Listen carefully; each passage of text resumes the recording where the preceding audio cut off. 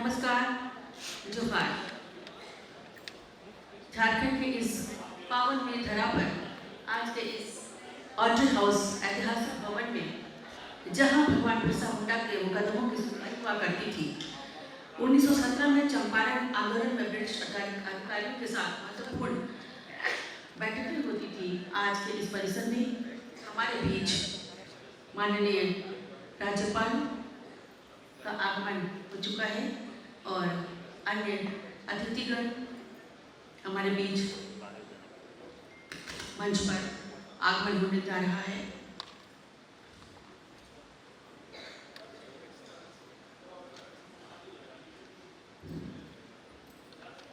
जैसे कि मंचासीन हमारे अतिथिगण होंगे, कार्यक्रम की शुरुआत हम करेंगे। आप सभी को एक बार फिर से अभिनंदन। आप सभी का हमारे बीच माननीय राज्यपाल का आगमन हो चुका है। जोरदार तालियों से स्वागत।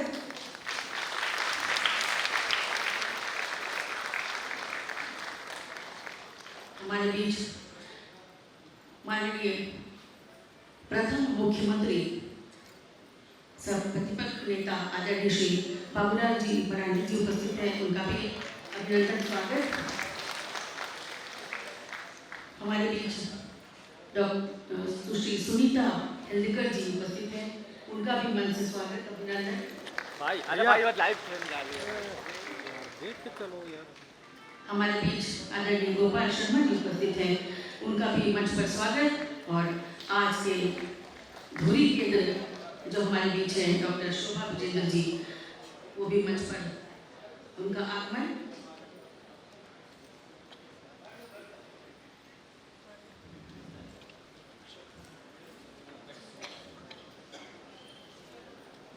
आइए हम सब मिलकर इस पावन मातृभूमि का नमन करें। सभा में उपस्थित समस्त प्रबुद्धजनों से आग्रह होगा कि राष्ट्रगीत वंदे मातरम और राष्ट्रगान के सम्मान में अपने अपने स्थान पर खड़े हो जाएं। भैया पीछे आ जाइए, पीछे आ जाइए।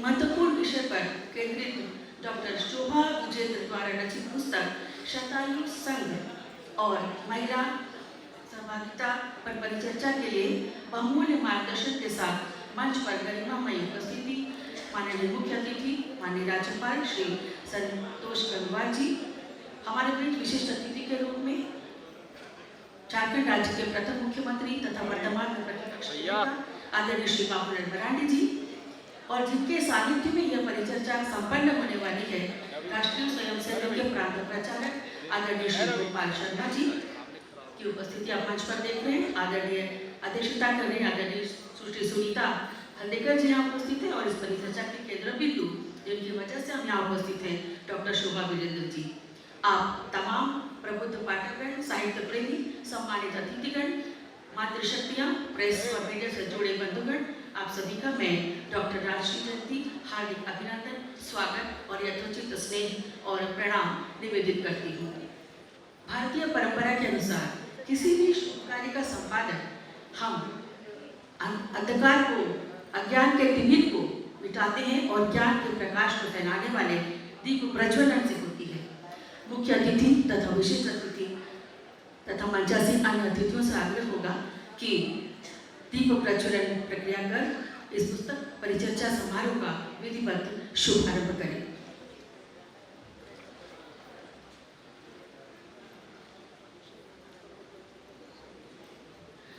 शुभं करोति कल्याणं आरोग्यं धन संपदा शत्रुबुद्धि विनाशाय दीपज्योतिर्नमोस्तुते। शुभं करोति कल्याणं आरोग्यं धन संपदा शत्रुबुद्धि विनाशाय दीपज्योतिर्नमोस्तुते।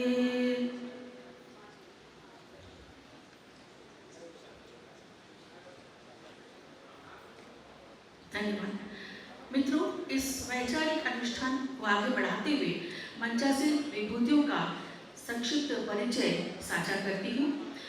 माननीय राज्यपाल श्री संतोष गंगवार जी, एक महान व्यक्तित्व का परिचय कराने में मुझे गर्व की अनुभूति हो रही है। उत्तर प्रदेश की ऐतिहासिक बरेली की धरती धन्य हुई जहाँ माननीय राज्यपाल महोदय का जन्म हुआ। आपने BSc LLB की उच्च शिक्षा प्राप्त की। 8 बार बरेली सीट से आप सांसद चुने गए। केंद्र सरकार में श्रम एवं रोजगार मंत्रालय, पेट्रोलियम एवं प्राकृतिक गैस, संसदीय कार्य, विज्ञान एवं प्रौद्योगिकी, जल संसाधन, नदी और गंगा संरक्षण मंत्रालय जैसे महत्वपूर्ण पद आप हासिल हुए और देश को एक नई दिशा दी। झारखंड की रत्न गर्भा धरती धन्य हुई जब आपने 31 जुलाई 2024 को झारखंड के राज्यपाल के रूप में पदभार ग्रहण किया और झारखंड के 3.25 करोड़ जनता के लिए आशा की किरण बने। स्वागत अभिनंदन। हमारे अतिथि देवो भव की परंपरा का निर्वहन करते हुए मैं आग्रह करूंगी डॉक्टर शोभा विजेंद्र जी से कि आप महामहिम राज्यपाल जी का अंग वस्त्रम और गंगोत्री कुजूर जी, आपसे आग्रह होगा कि आप भी मंच पर आए और अंग वस्त्रम और अपनी पुस्तक भेंट करते हुए माननीय डॉक्टर शोभा विजेंद्र जी, आदरणीय गंगोत्री जी, आपसे आग्रह होगा कि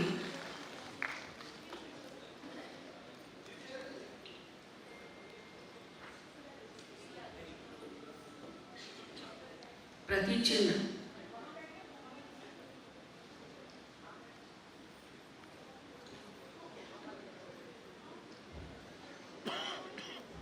हो रहा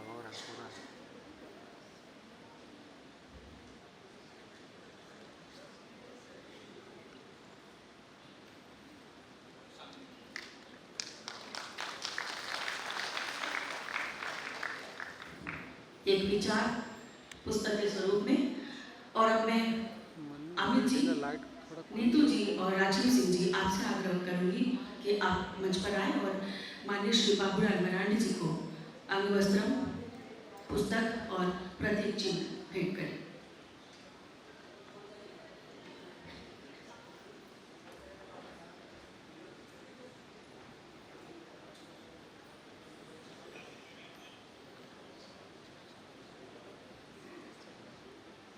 आपकी तालियां बजती रहे तो सभा में भी एक रौनक रहेगी और हम ये जो अतिथि देवो भव का परंपरा का निर्माण कर रहे हैं ये हम सब की ओर से है, इसलिए जोरदार तालियां बजती रहे।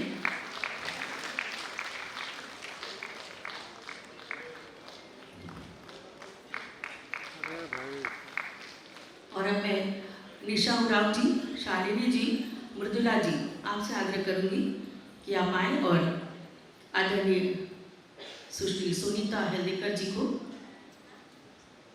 अंगवस्त्रम, पुस्तक और प्रतीक चिन्ह भेंट करें।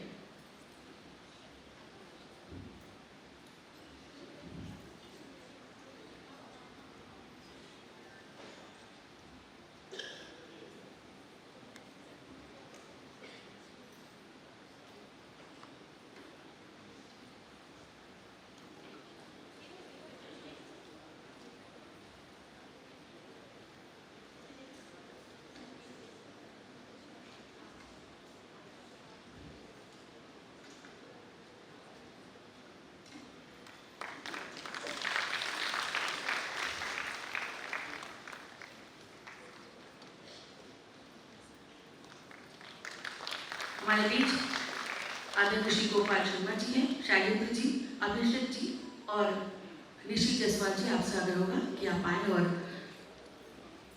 इसी क्रम में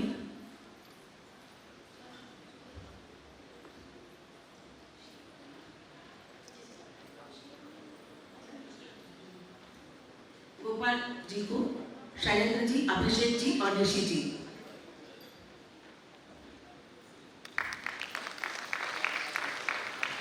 अंगवस्त्रम, पुस्तक और प्रतीक चिन्ह।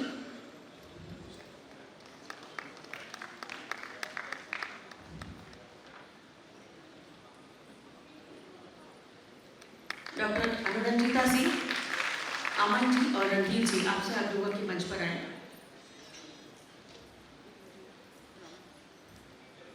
और आज की हमारे केंद्र बिंदु डॉक्टर शोभा विजेंद्र जी को अंगवस्त्रम और पुष्पगुच्छ प्रदान करें। किताब, पुस्तक उन्होंने हम सब के बीच समर्पित किया और ये पुष्पगुच्छ हम सभी की ओर से आदरणीय डॉक्टर शोभा विजेंद्र जी के लिए जोरदार तालियां एक बार, क्योंकि आज की पूरी केंद्र हमारे केंद्र जी की है।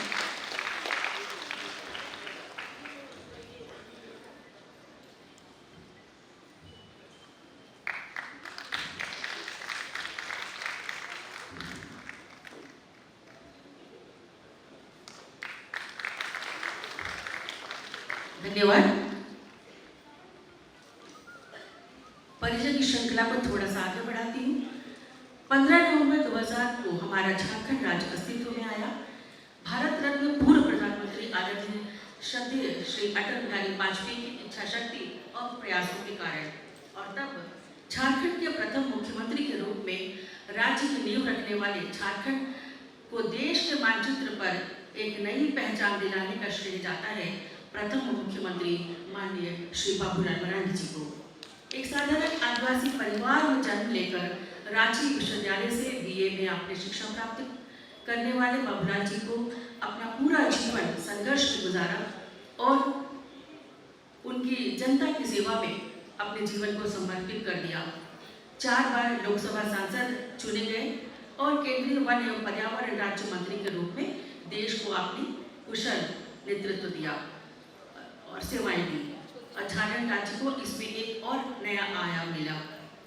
वर्तमान में आप झारखंड विधानसभा के नेता प्रतिपक्ष हैं और राज्य की जनता, युवाओं की, महिलाओं पर अत्याचार की आवाज बुलंद करने वाले जनप्रिय नेता हैं माननीय श्री बाबूलाल मरांडी जी। जोरदार तालियों से स्वागत।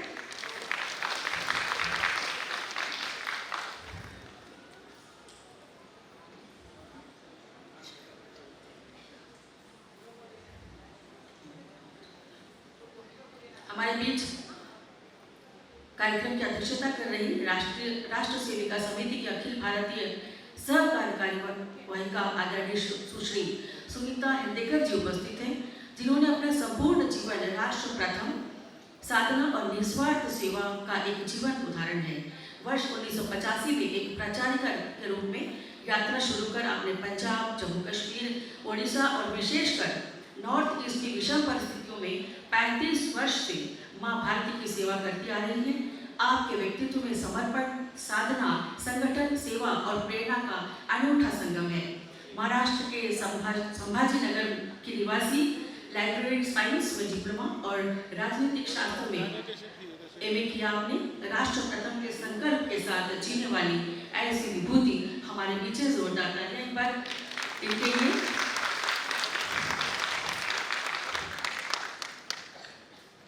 मित्रों, राष्ट्र निर्माण में इस पुनीत यज्ञ में आज हमारे बीच एक ऐसे तपस्वी और निष्प्रह शख्सियत उपस्थित हैं जिनका जीवन ही देश और समाज के लिए एक जीवंत संदेश है। जी हाँ, हमारे बीच गरिमामय उपस्थित है झारखंड के माननीय प्रांत प्रचारक आदरणीय श्री गोपाल शर्मा जी की। समाज में नैतिक मूल्यों, कुटुंब प्रबोधन और पर्यावरण संरक्षण के प्रति अलग जगाने वाले आदरणीय गोपाल शर्मा जी जब क्लास 6ठी में थे तब से उन्होंने ये आरंभ किया और मंच पर उपस्थित है, जोरदार तालियां इनके लिए भी।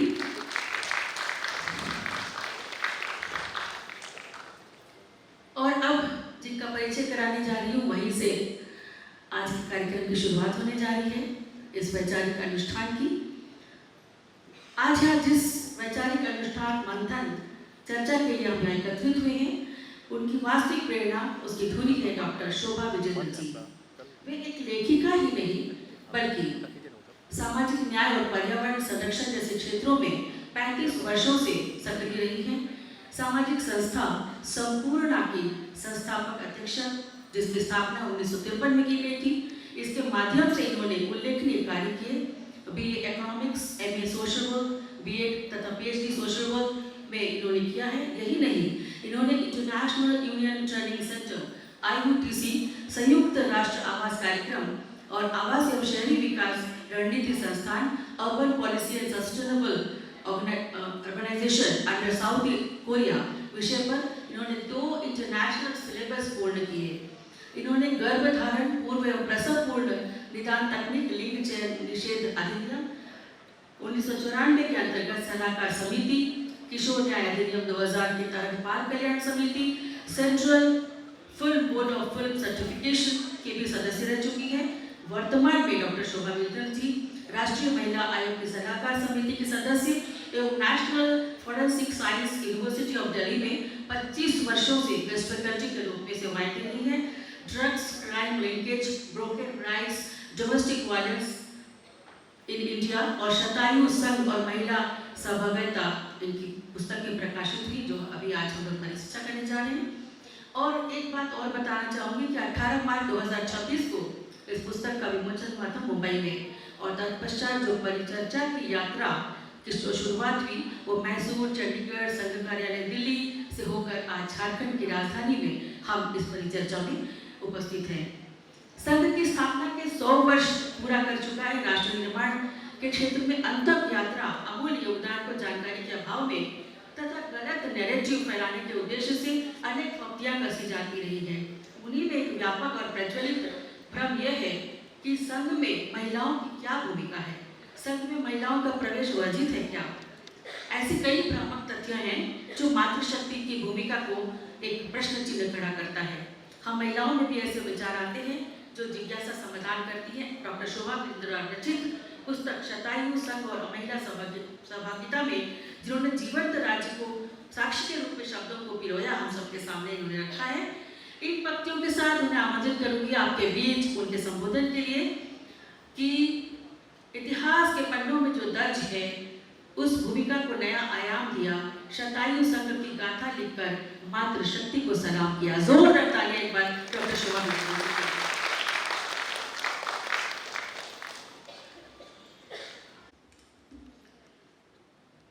सृष्टि स्थिति विनाशनाम शक्ति भूते सनातन गुणाश्रय गुणमयी नारायणी नमस्तुते। निर्माण से प्रलय तक शक्ति का आधार नारी ही है। तुम ही युगों का गुणों का आधार और सद्गुणमयी हो। इस समस्त ब्रह्मांड में विराजित सभी लौकिक और अलौकिक शक्तियों को प्रणाम करते हुए मैं सर्वप्रथम हमारे मध्य में आए हुए झारखंड क्षेत्र के प्रदेश के महामहिम राज्यपाल जी श्री गंगवार जी, हमारे बीच में मरांडी जी, गोपाल शर्मा जी और हमारी बहन सुनीता जी, और इसी के साथ साथ जो मंच के सामने बैठे हैं ऐसे इस रांची क्षेत्र के सभी सज्जनों को, देवियों को मैं प्रणाम करती हूँ। और देवघर में जो वैजनाथ जी आए विराजमान हैं उनको भी हाथ जोड़कर नमन करती हूँ। मेरे साथ इस मंच के सामने मेरे पतिदेव श्री विजेंद्र गुप्ता जो दिल्ली प्रदेश के स्पीकर हैं वो भी मेरे साथ हैं। प्रफुल्ल जी हमारे मध्य में बैठे हुए हैं। देवियों और सज्जनों, आज के युग में नैरेटिव्स कुछ भी कह दो, किसी प्रामाणिकता की आवश्यकता नहीं, किसी टेस्टिमनी की आवश्यकता नहीं। नैरेटिव चला दो, असत्य को सत्य बना दो, क्योंकि नैरेटिव जितनी जल्दी आता है उससे द्रुत गति से वो सोशल मीडिया के माध्यम से लाखों करोड़ों लोगों तक फैल जाता है। इसे 21वीं शताब्दी ने हमें बहुत कुछ दिया है, पर ये जो नैरेटिव का ताना बाना दिया,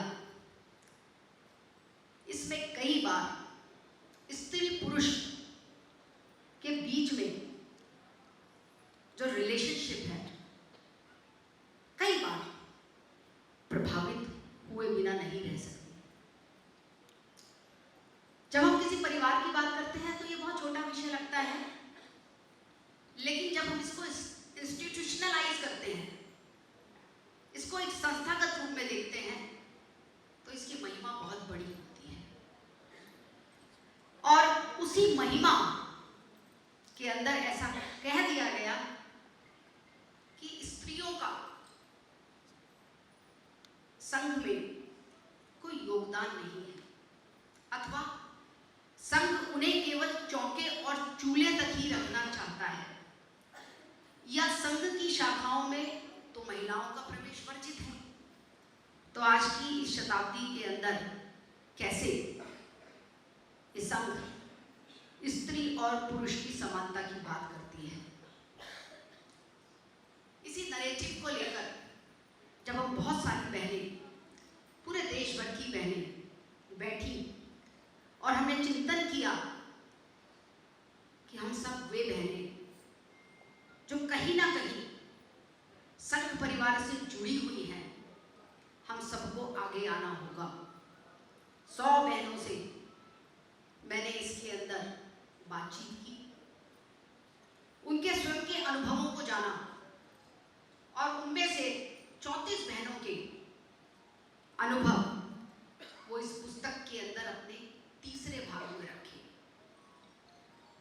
पुस्तक के दूसरे भाग में प्रथम सरसंचालक परम पूजनीय डॉक्टर हेडगेवार जी से लेकर वर्तमान सरसंचालक जी डॉक्टर मोहन भागवत जी तक उनके संस्मरण, उनके प्रश्नों के उत्तर, महिलाओं के विषय में उन्होंने जैसे कहा है, देखा है, और जो बहुत बड़े इश्यूज जिनको हम कहते हैं कि महिला और freedom, I mean where is the relationship, कहा ये तो कहीं देयर इज नो मैच।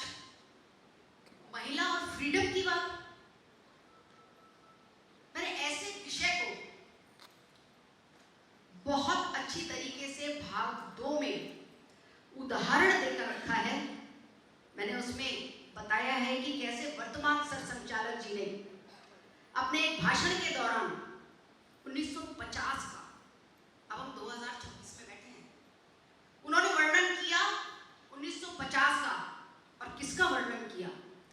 उन्होंने वर्णन किया डॉक्टर भीमराव अंबेडकर जी का। उन्होंने वहां पर उनकी एक स्टेटमेंट दी। उन्होंने कहा कि 1950 में अंबेडकर जी ने कहा कि महिला स्वतंत्रता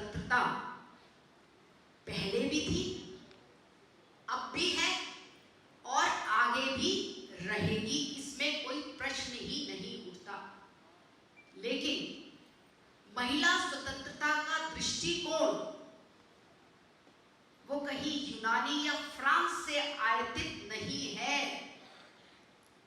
वो हमारे वेदों में, हमारे ऋचाओं में, हमारे सनातन में विद्यमान है। और अगर महिलाएं, देखिए कितना जबरदस्त सॉल्यूशन, मैंने देखा यहाँ सारा प्रबुद्ध वर्ग बैठा हुआ है, हम लोग मानते नहीं है, when there is no logic हम कहते हैं it's useless, ये हमारे लिए नहीं है।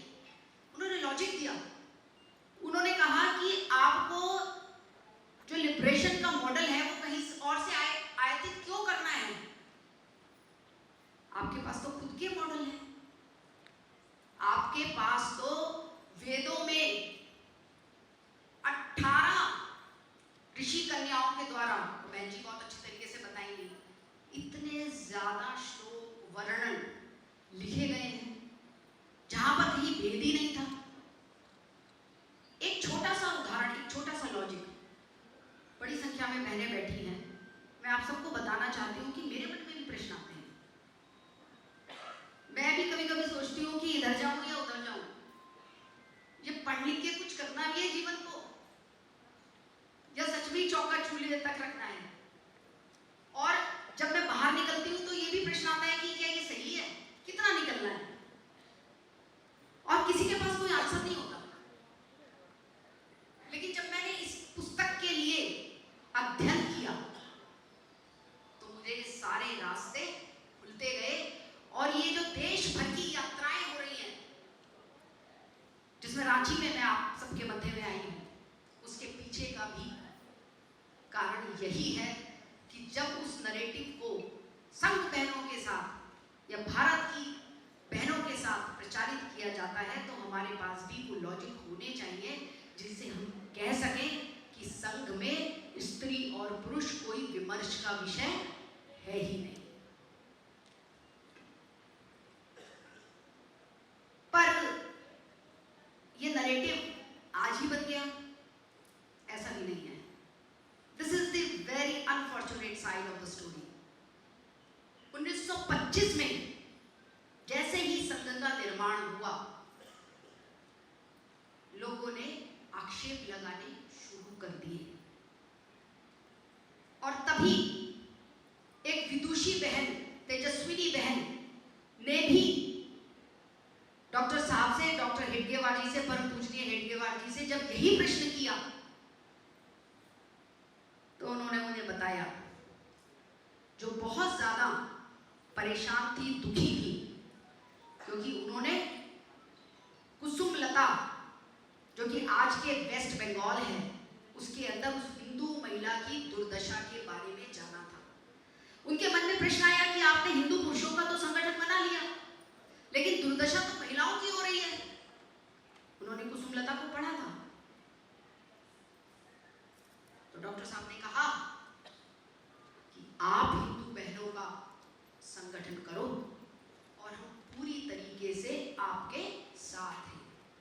और तब 1936 के अंदर वंदनीय मौसी जी लक्ष्मीबाई केलकर जी ने राष्ट्र सेविका समिति का निर्माण किया। देवियों और सज्जनों, जब मैंने ये पढ़ा, उस पूरी पुस्तक को मैंने पढ़ा, बड़े सारे उदाहरण, बहुत सारे उदाहरण दे सकती हूँ, लेकिन एक जो मेरे मन को बहुत भाया, उन्होंने कहा, अक्सर कहा जाता है, वंदनीय मौसी जी की बात कर रही हूँ मैं, अक्सर कहा जाता है कि स्त्री और पुरुष ग्रस्त में दो पहिए हैं, लेकिन वे कहती हैं कि ग्रस्त में स्त्री उस पुरुष की सारथी है और पुरुष उसका अनुगामी है। मेरे मन में ये जो मैंने लिया है, this is again very very logical, which I want to define to you. क्या था उसके अंदर? देखने में बड़ी छोटी सी बात लगेगी कि स्त्री सारथी है और पुरुष उसका अनुगामी है, तो ये दोनों बराबर कैसे हुए? चूंकि राष्ट्र सेविका समिति है, उसने महिला को कहीं बड़ा कर दिया। यहां पर मुझे एक और प्रश्न का उत्तर मिला, जहां पर यह कहा जाता है कि क्या घर में सारे संस्कारों की थाती एक महिला पर ही है? कहा जाता है ना कि संघ में तो, राष्ट्र सेविका समिति में तो सब कुछ की जो जिम्मेदारी है वो क्या महिला की है? ऐसा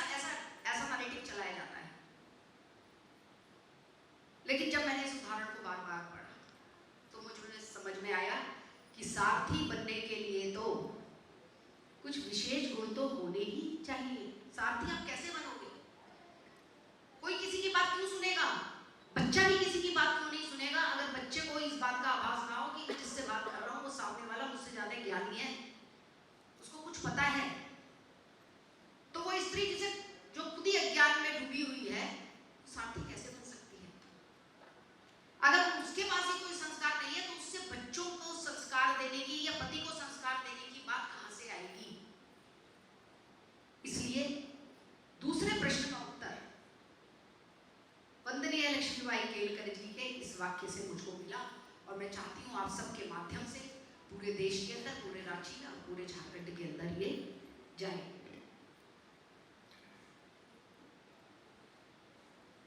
कुछ और ऐसे बिंदु जो बार बार संघ को लेके, समिति को लेके और पूरे वातावरण को लेकर कि हम बड़े अनफैशनेबल हैं, हम लोग बिल्कुल भी आज की टाइम है उसके हिसाब से नहीं चलते हैं। प्रश्न उठाया जाता है कि स्त्री को समिति के माध्यम से कुछ संस्कार देने की बात की जाती है, और नेशनल बिल्डिंग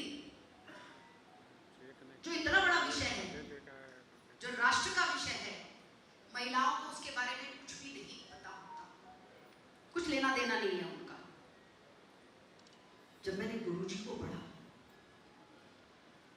गुरुजी को पढ़ने के बाद जो हमारे द्वितीय सरसंचालक जी माधव, परम पूजनीय माधव सदाशिवराव गोलवलकर जी, उन्होंने कहा कि राष्ट्र निर्माण की कोई धुरी है तो वो स्त्री है। उन्होंने परिवार निर्माण की धुरी नहीं कहा, उन्होंने कहा राष्ट्र निर्माण की अगर कोई धुरी है तो वो स्त्री है। और कब कहा? 1940 में, यानी कि आज से 60 और 26 लगा लीजिए आप, कितने साल हो गए, 86 इयर्स पहले, जिस विचारधारा को हम जी रहे हैं। और ये विचारधारा हमें क्यों अपनी सी लगती है? क्यों अपनी सी लगती है?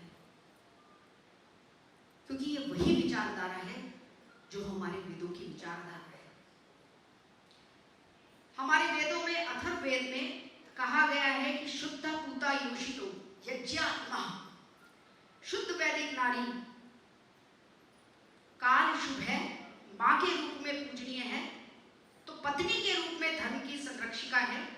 ये सभी स्त्रियां समरसता, ये जो स्त्री हो गई है, जो स्त्री है, ये सभी स्त्रियां शुद्ध, पवित्र और पूजनीय हैं। उन्होंने किसी एक को नहीं कहा कि जो ऐसे करेगी, ऐसे करेगी, ऐसे करेगी वो होगी। उन्होंने कहा ये सभी स्त्रियां पूजनीय हैं। मैंने ये आपके सामने क्यों रखा? बड़े सारे थे रखने के लिए।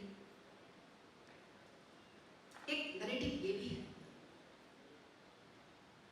कि संघ और उससे ओतप्रोत जितने भी उसके अनुषंगिक संगठन हैं, वो सब स्त्री को एक रूप में देखना चाहते हैं, और वो रूप है मां का। उसके अतिरिक्त वो उसके किसी रूप को नहीं देखना चाहते। कॉलेजेस में तो डिबेट्स होती है इस बात पे, जेएनयू में तो डिबेट होती है। मैं यहां पर आपको बताना चाहती हूं कि परम पूजनीय गोलवलकर जी ने कहा, ये मैं चाहती हूं कि ये यहां से लेकर पीछे तक जो बैठे हैं, अगर हमने केवल इस वाक्य को सुन लिया और समझ लिया तो सारी दुविधा दूर होने वाली है। उन्होंने कहा कि मां क्या होती है?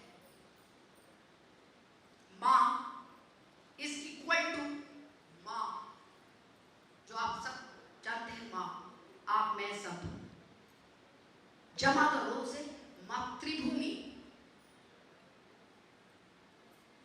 वो भी सब जानते हैं। और तीसरा जगन माता, यानी वो माता जो अपने परिवार को साथ लेते हुए जन कल्याण में लग जाती है, देवी स्वरूपा हो जाती है, सर्वशक्तिमान हो जाती है, वो जगन माता है। और जब हम इन तीनों को प्लस कर देते हैं तो वो क्या बन जाती है? मां। और ये मां ही बराबर हो जाती है सृष्टि के, ये ही बराबर हो जाती है ब्रह्मांड की। और जब हम मां की बात करते हैं तो मां के अभी जिन रूपों की मैंने बात की कि वो पत्नी के रूप में धर्म की संरक्षिका है, तो हमारे तो वेदों ने कहा है, पत्नी को इतनी मान्यताएं दी हुई है। श्री रामचंद्र जी ने भी जब उनको यज्ञ करने की आवश्यकता हुई तो उन्होंने सोने की सीता अपने साथ रखी। तो ये जो पूरा का पूरा तथ्य है, ये उस पूरी नरेशन को, उस पूरे नैरेटिव को तोड़ने का काम करता है। तीसरे संचालक जी बाला साहब देवरस जी, उनकी भी केवल एक लाइन में आपके पास लेके आई।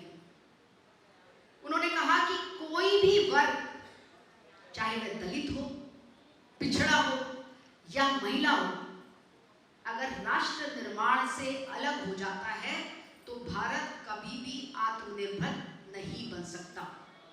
उनके कार्यकाल में समिति की शाखाएं संख्या में दुगनी हो। कितनी बड़ी बात कह दी कि अब ये 2047 पॉसिबल है क्या? अगर महिलाएं ये ना जान ले कि राष्ट्र परिवार के साथ साथ राष्ट्र निर्माण में उनकी अहम भूमिका है। मैं नहीं कह रही हूँ, ये हमारे तृतीय सरसंचालक जी ने कहा। हमारे चौथे सरसंचालक जी ने कहा, प्रोफेसर रज्जू भैया, उन्होंने दृष्टिकोण के भावार्थ को बताया। उन्होंने विवेकानंद जी का जिक्र करते हुए कहा कि जब वो एक बार अमेरिका में घूम रहे थे, उनको रास्ता पूछना था, तो उन्होंने एक छोटी सी बालिका को कहा माँ, 8 साल की थी वो, जैसे उसको माँ कहा वो पीछे भागी, बोली मैं मुझे माँ क्यों कहा, मैं तो अभी बच्ची हूँ। तो उन्होंने कहा ये हमारा दृष्टिकोण है, हम सबको माँ के रूप में देखते हैं।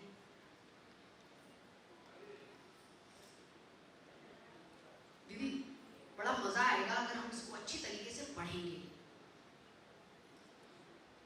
हम क्यों मतलब चीजों के अंदर उलझ जाते हैं या खुद भी उसी भीड़ के अंदर शामिल हो जाते हैं जो हमारी ही संस्कृति को गालियां देते हैं, क्योंकि हमें कुछ नॉलेज ही नहीं।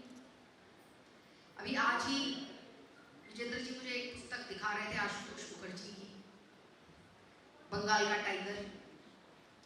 1 मिनट के लिए मैं बस आपका ध्यान इस ओर रखना चाहती हूँ।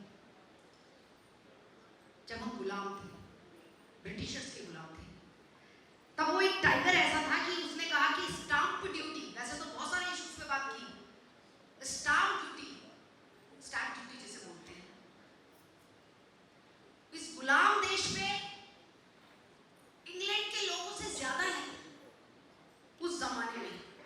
अब आप बताइए कि जब भारत के अंदर 1925 में जब संघ का निर्माण हुआ, 1% महिलाएं केवल साक्षर थी।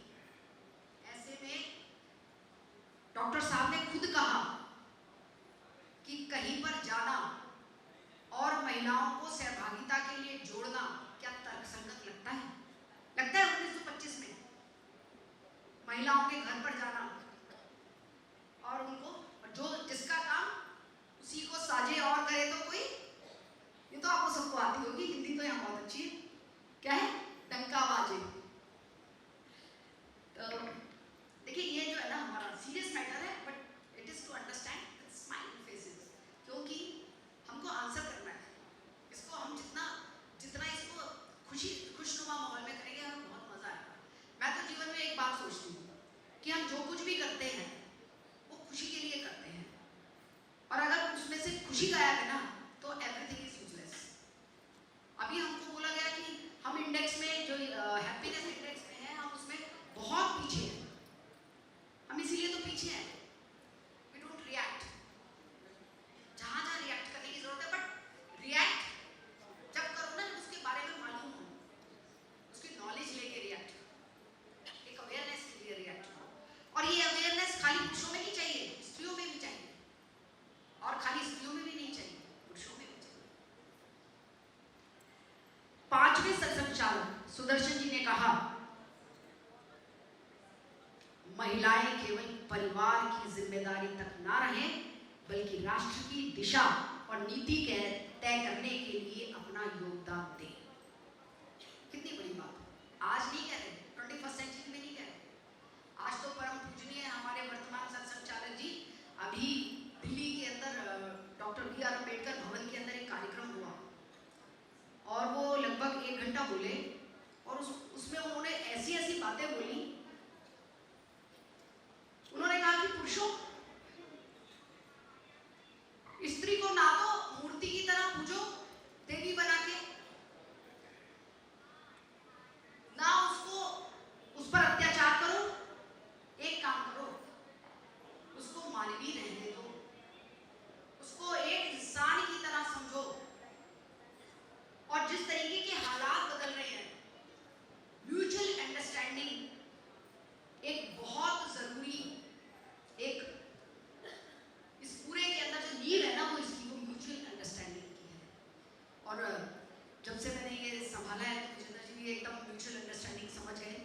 और इन्होंने कहा कि मैं मंच पे भी नहीं बैठूंगा, मैं नीचे ही बैठना स्वीकार किया।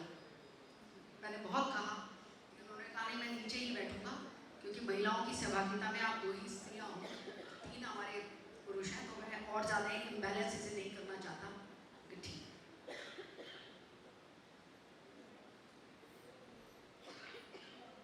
अब मैं एक बहुत इंपॉर्टेंट, क्योंकि सबको बोलना है, बस एक बहुत इंपॉर्टेंट बात आप सबके सामने रखना चाहती हूँ। जो भी यंग बच्चे बैठे हैं उनसे मेरा निवेदन है, हमारे वर्तमान संचालक जी ने कहा कि युवा प्रश्न पूछेगा, युवा अपनी दिशा से भी भटकेगा, लेकिन अगर उसके मूल में संस्कार ठीक होंगे तो वो भटक कर भी अपनी राह पर दोबारा से आ जाएगा। महिलाओं को प्रश्न का उत्तर देते हुए उन्होंने कहा कि महिलाओं डरो मत, ये कोई ऐसा नहीं है, ये कोई ऐसी डूम स्थिति नहीं आ गई है कि हमारे बच्चे अपने रास्तों से पूर्णतः भटक जाए। अगर आपने मूल के अंदर, यानी 0 to 6, जिसे सिगमंड फ्रॉइड ने कहा है कि जिसके अंदर हम जो बच्चे को संस्कार दे देते हैं जीवन पर्यंत उसमें रहने वाले हैं, और अभिमन्यु आपने गर्भ के अंदर सुनाई है कि जो उसको बता दिया वो उसको हमेशा के लिए याद रह गया, और वो चक्रव्यूह से निकलने का रास्ता वो सो गई सुभद्रा, तो वो सीख ही नहीं पाए। हम सबके सामने these are the scientific facts, जो हमने 0 से, उसको बच्चा है वो एक्सपेरिमेंट्स करेगा। हमारे लिए कितना अच्छा रास्ता बता दिया, कितना अच्छा रास्ता। हम अभी कल एक कार्यक्रम था, NCW की चेयरपर्सन थी उसके अंदर, तो मैंने कहा यहाँ पर जितनी भी महिलाएं बैठी हैं सबका एक ही प्रश्न है कि बच्चे नहीं सूखते, तो वो बोली हाँ जी बच्चे नहीं सूखते, सबसे बड़ी प्रॉब्लम, बिल्कुल आपने सही बोला। तो मैंने कहा कि बोले आप तो हमें सॉल्यूशन बताइए, तो मैंने कहा सॉल्यूशन बताऊंगी, लेकिन उससे पहले मैंने हमारे परम पूजनीय वर्तमान संचालक जी की ये स्टेटमेंट दी कि don't go to the doom theory, कि हमारा बहुत भविष्य अंधकार में है, अच्छा है पहले ही जाग जाओ, शुरू में ही जाग जाओ, 0 to 6 में ही जाग जाओ। अब 0 to 6 के अंदर अगर बच्चा देख रहा है कि माई लगातार रील बनाने में व्यस्त है और रील ही बनाई जा रही है, और रील भी इतनी खराब जिसका ना कोई पर्पस ना कोई मतलब, बस रील बनाने के लिए रील बना दी, तो बच्चा क्या क्या सीखेगा? We can very well imagine, we can very well understand. ये बहुत बिल्कुल मतलब तर्क की बात, इसमें कोई सेकंड थॉट तो है ही नहीं।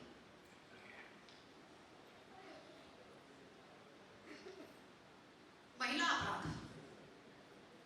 मैं सोचती थी कि जब मैं ये पढ़ रही थी मैंने कहा कहीं पर, क्योंकि मैं तो एक क्रिमिनोलॉजिस्ट हूँ, तो मैंने कहा कि महिला अपराध के विषय में भी शायद क्या कुछ हो सकता है संघ लिटरेचर में।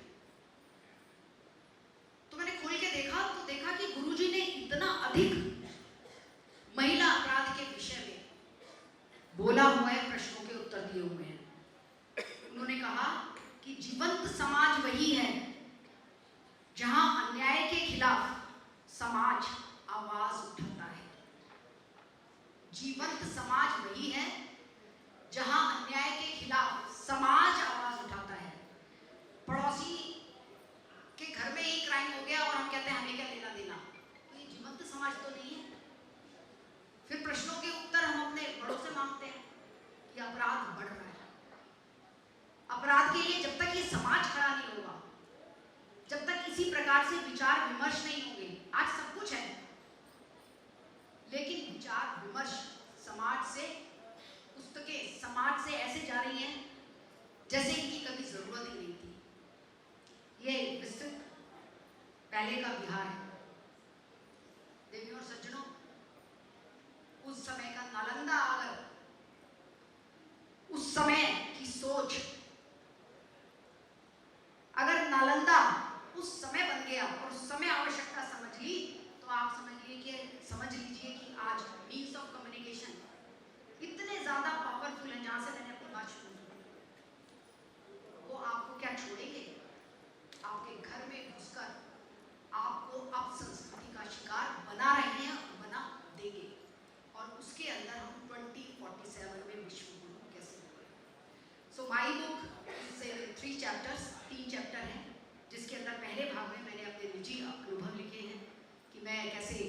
संघ परिवार में जन्मी, और जब मैंने एक अनुभव लगातार सुना कि जब श्री गुरुजी दिल्ली आते थे तो वो हमारी दादी के हाथ का बना हुआ भोजन खाते थे, मैं सच में गर्व का अनुभव करती थी।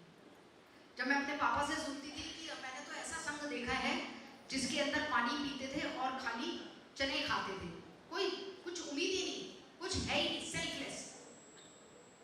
और जब मैंने सरसंचालकों को भी सुना कि हमारे पास कुछ नहीं है, हमारे पास एक चीज है, वो है स्वयं सेवक का विश्वास, स्वयं सेवक की सेवा, उसी से ये इतना बड़ा संघ चलता है। ऐसे ऐसे अनेकों उदाहरण मैंने जो which are relating to the subject, क्योंकि जीवन में तो बड़े सारे संस्मरण होते हैं, वो मैंने अपने पहले भाग के अंदर रखे हैं। दूसरे भाग के अंदर मैंने सत्संचालकों के पॉइंट ऑफ व्यूज रखे हैं। थर्ड अंदर मैंने ऐसी 34 बहनों के विचारों को रखा है। और my book is about descriptive research design. आप किसी से रिफ्यूट कर सकते हो, क्योंकि कल को ये आप किताब लेके जाओगे तो कोई कहेगा ये तो कहानी लिख दी, आप उनसे आर्गुमेंट कर सकते हो कि नहीं, रिसर्च करके डिस्क्रिप्टिव रिसर्च डिजाइन इसमें लगाया है। पहला भाग is the testimony of the primary source. जो लोग जानते हैं primary source, what is the primary source, आप गूगल पे भी जाएंगे, कहीं भी जाएंगे, अगर कोई व्यक्ति अपना एक्सपीरियंस शेयर करता है तो उससे बढ़िया प्राइमरी सोर्स और होता नहीं है। तो my first book, first chapter is about primary source, second is about the secondary source. और ये कहता है कि संघ में स्त्री और पुरुष विमर्श का विषय है ही नहीं। अगर हमें फ्रीडम चाहिए तो फ्रीडम के लिए जो भी थ्योरी है वो हम वहीं से आयोजित करेंगे जो हमारे वेदों में है, जो हमारे सनातन में है। किताब और किताब के विषय में तो मैं बहुत अधिक बोल सकती हूँ, लेकिन ना मैं किताब के विषय में बोलने आई हूँ, ना मैं, क्योंकि अभी तक की भी बहुत अच्छी बेस्ट सेलर बुक में है। 140 करोड़ की हमारी जनसंख्या है, विषय बहुत छोटा सा है, और वो ये है कि हमारे आज के समय में, आज के संदर्भ में जो हमारी बहनों के मन में, जो हमारी युवतियों के मन में, जो हमारे बच्चों के मन में तरह तरह के कन्फ्यूजन्स होते हैं, उन कन्फ्यूजन्स को अगर हम सार्थक बातों से, लॉजिकल बातों से उनको समझाएंगे और केवल बोलेंगे नहीं, अपने कर्तव्य में भी वो बात रखेंगे, तो अवश्य ही there is no doom theory, 2047 में हम विश्व गुरु बनेंगे। मुझे इतनी देर तक सुना, और मैं बहुत हृदय से धन्यवाद करना चाहती हूँ अपने राज्यपाल महोदय का। हम जब उनके पास गए, हमने इससे एक ही बार आग्रह किया कि उन्होंने कहा आप रांची में आ जाओ और मैं सारी व्यवस्था मैं कराऊंगा, लेकिन आप आइए और अपने विचार रखिए। और मुझे इतना सुंदर मौका दिया, सबसे पहले आप सबसे मिलने का, आप सबको देखने का, जानने का, और इनकी युवा टीम जो इसमें दिन रात लगी और सब लग के आप सब दूर दूर से भी यहाँ पर आए हैं, हृदय की गहराइयों से आप सबका धन्यवाद करती हूँ।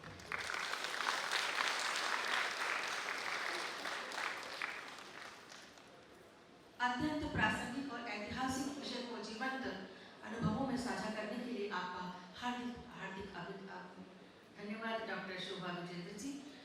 और अब भेदभाव दीवारें ढाकर जो समरसता का पाठ पढ़ाते हैं, राष्ट्र धर्म को सर्वोपरि और संगठन को दीप जलाते हैं, तन समर्पित मन समर्पित जिनका जीवन आहुति है, ऐसे आदरणीय साधक हमारे बीच हैं। प्रांत प्रचारक जी आदरणीय श्री गोपाल शर्मा जी, उनके संबोधन के लिए जोरदार तालियों के बीच।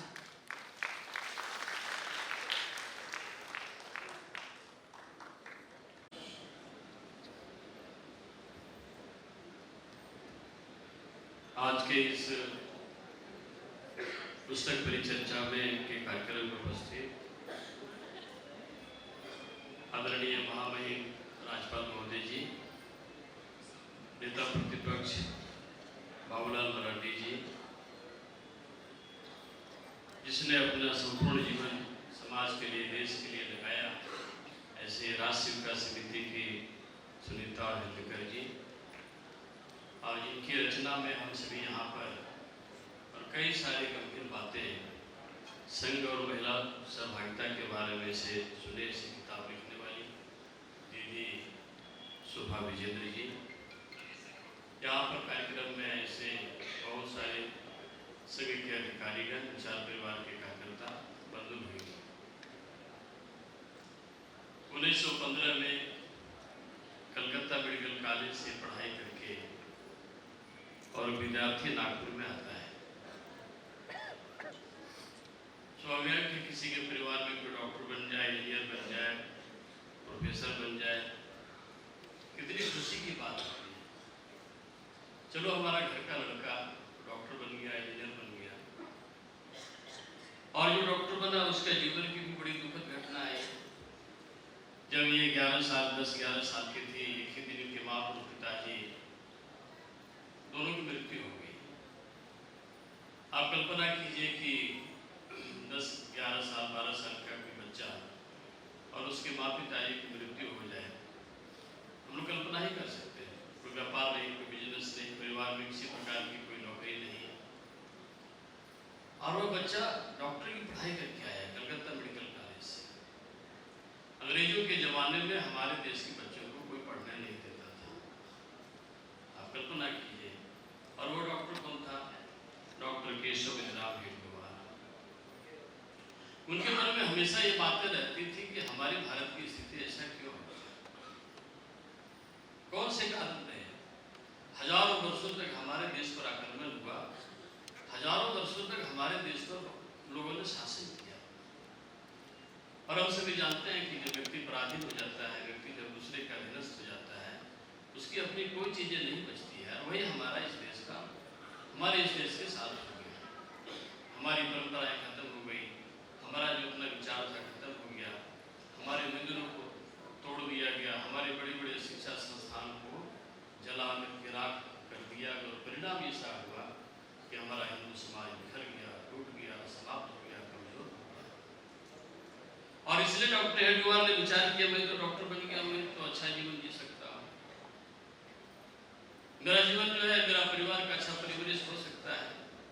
लेकिन आप सभी को आश्चर्य होगा कि उसने विवाह नहीं किया, कोई घर गृहस्थी नहीं बसाई, कोई हॉस्पिटल भी नहीं ज्वाइन किया, अपना कोई क्लिनिक भी उसने नहीं खोला। उसने कहा कि हिंदू समाज जो कमजोर हो गया है, हमारी मातृभूमि जो खत्म हो गया है भारत के शासन के कारण, इसको कौन ठीक करेगा। हमारी माँ बहनों का मीना बजा रखता था। इस प्रकार के कितने ऐसे सारे जो अत्याचार हमारे देश में हुए, और सभी आप सभी को आश्चर्य होगा जान करके उसने हिंदू समाज को गाली नहीं दिया कि तुम लोगों के कारण, तुम्हारे पूर्वजों के कारण जो है हिंदू समाज बिखरेगा। उन्होंने कहा कि इसी हिंदू समाज को, इसी मातृभूमि को, इसी मातृभूमि को ठीक करना पड़ेगा। और हम सभी जानते हैं कि विजयादशमी 1925 को राष्ट्रीय स्वयं सेवक संघ की स्थापना हो गई। यह हम सभी देख रहे हैं, 27 संघ के 100 साल हो गए, और किसी भी संगठन, किसी भी संस्था का 100 साल होना ये कोई सामान्य घटना नहीं है, बहुत बड़ी घटना है। लेकिन हम सभी जानते हैं, अभी शोभा दीदी ने इसका वर्णन किया, मैं उस विषय पर नहीं जाना चाहता हूँ। संघ के हर एक कदम को समर्थन यदि किसी ने किया है तो वह हमारी मातृशक्ति ने किया है। हमारी जब तक यहाँ पर महिलाओं की सहभागिता नहीं बढ़ी, हम सब नहीं कर सकते इसको पूरा। हमारे ऐसे सभी माननीय पूजनीय संचालकों के कुछ छोटे संक्षेप में यहाँ उदाहरण में सुना है। डॉक्टर हेडगेवार, चूंकि उनके माता पिताजी नहीं थे, वो विवाह भी नहीं किया, इसलिए हम सभी जानते हैं उनकी चीजें जो है। अभी हमारी सुनीता दीदी सुनाएगी किस प्रकार से जो है, और कुछ बहने गई कि अरे 50% तो संघ का काम हिंदू समाज में कैसे होगा पूरा। तो कहा कि ठीक है, आप लोग भी शुरू कीजिए, अरे जब तक मातृशक्ति नहीं आगे बढ़ेगी कैसे आगे हमारा जो हिंदू समाज सक्षम होगा। हम सभी जानते हैं कि संघ समिति का काम प्रारंभ हो गया, केवल 2-3 में कई सारे होता है। आज संघ के ऊपर आरोप है, जैसे हमारे ये बता रहे थे कि संघ में महिलाएं नहीं है, लेकिन आप ध्यान रखिए, संघ और विचार से प्रेरित लगभग 1,72,000 से ज्यादा सेवा कार्य है। कितने हैं? 1,72,000 से ज्यादा सेवा कार्य कौन चला रहे हैं? हमारी ये मातृशक्ति चला रही है। तो इतना ही नहीं है, लगभग जो है 35-40 जो है विचार परिवार से प्रभावित संगठन, विद्यार्थी परिषद है, विश्व हिंदू परिषद है, हमारा विद्या भारती है, वनवासी ज्ञान, कितने सारे संगठन हैं। सभी संगठनों में यदि कोई प्रमुख भूमिका में रहती है तो हमारी मातृशक्ति है। और इसलिए जो इस प्रकार के विचार चलते हैं कि संघ जो है महिला विरोधी है, संघ जो है, और कितने प्रकार की बातें रहती है। मैं विशेष रूप से धन्यवाद सुभाष जी को देना चाहता हूँ कि बहुत बड़ा आपने काम किया है। संघ के 100 वर्ष में महिलाओं का क्या योगदान है, इस किताब को लिख करके आपने जो है कि जितने सारे जो है वामपंथी लोग हैं, जितने सारे महिला विरोधी हैं, ये सब जो है उसके ऊपर बहुत बड़ा तमाचा है। मैं विशेष रूप से आपके जो है बधाई देना चाहता हूँ। केवल एक आग्रह करके संघ के जब 100 साल हो गए तो इस पर आरोप कौन लगा रहा है? ये सारे जो है कहीं पर कैलिफोर्निया से पढ़ा हुआ लोग हैं, कहीं पर न्यूयॉर्क के पढ़े हुए लोग हैं, कहीं हार्वर्ड के लोग हैं। मैं आपको बताना चाहता हूँ आज हमारे भारत के राष्ट्रपति कौन एक महिला है, लेकिन आप सब ध्यान रखिए आज तक अमेरिका में एक भी महिला राष्ट्रपति नहीं है। आप सर्च करके देख लीजिए, आज तक अमेरिका में एक भी महिलाओं को राष्ट्रपति बनने नहीं दिया। क्यों नहीं दिया? हमारी जो है अब देख लीजिए, अभी तो वर्तमान राष्ट्रपति महिला है, अमेरिका में नहीं बना। जब जब वहां महिलाएं राष्ट्रपति की चुनाव लड़ी तब तक वहां कोई पुरुष जो है राष्ट्रपति जीत गया। अभी यदि इसके विरोध में नहीं यदि कोई महिला खड़ी हुई रहती तो ये जो है नहीं जीत पाता। क्यों? हमारे यहाँ कल्पना है यत्र नारी पूजन्ते रमते तत्र देवता। उनके यहाँ क्या मान्यता है? उनके यहाँ मान्यता है महिलाओं में आत्मा नहीं होता है। महिलाएं जो है इन पुरुषों के उपभोग के लिए बना हुआ है। कौन कह रहा है कि दुनिया में बड़े बड़े थॉट्स देता है, बड़े बड़े विचार करता है? यह हमको आज महिला के बारे में सिखा रहा है। सतर्क रहने की जरूरत है। हमारे यहाँ जो है करागरे बस्ती लक्ष्मी कर्मते सरस्वती, हमने कर्म हाथ में ही जो है महिला और जो है और सरस्वती को लिखा यत्र नारी पूजन्ते रमते तत्र। कितने सारे हमारे यहाँ जो है जो ब्रह्मा जी की मीटिंग हुई, थोड़ा 2 मिनट लेंगे दीदी, जरा कोई दिक्कत नहीं है। ब्रह्मा जी ने जो मंत्रालय बांटा तो आप सभी को आश्चर्य होगा, हमारे यहाँ मंत्रालय बनता है, तुम सभी जानते हैं। तो मंत्रालय यहाँ पे ये दिल्ली में रहते हैं, मालूम है किस प्रकार की मारामारी पैरवी होती है। तो मंत्रालय बटा तो जो रक्षा मंत्रालय किसको मिल गया? दुर्गा जी। आजकल जिसकी ज्यादा मारामारी हो रही है, शिक्षा मंत्रालय किसको दे दिया? सरस्वती जी को। वित्त मंत्रालय किसको मिल गया? तो लक्ष्मी जी को। पुरुषों के पास भैया कुछ नहीं है, जो पुरुष है सबके पास मालूम है, हम लोग पास कुछ नहीं है। ये हमारे यहाँ चिंतन है, ये हमारे यहाँ विचार है। क्यों? हमने कहा है प्रकृति जो है वो कंट्रोल बाय होता है स्त्री से। यदि स्त्री ही की मान्यता हमारे यहाँ नहीं रहेगी, हम विनाश की ओर चले जाएंगे। आज आप देख लीजिए बहुत संपत्ति है, चर्चा 5-5 विवाह है, कौन किसके क्या है मालूम नहीं है। इसलिए वो मदर से आ गया, कोई बच्चा स्कूल से निकलता है मालूम नहीं घर में होता है, यू माय फादर। इस प्रकार की चीजें उनके यहाँ चिंतन है, हमारे यहाँ नहीं है। इसलिए संघ के 100 वर्ष में जो है और जो खड़ा हुआ उसमें बहुत बड़ा योगदान हमारी मातृशक्ति है।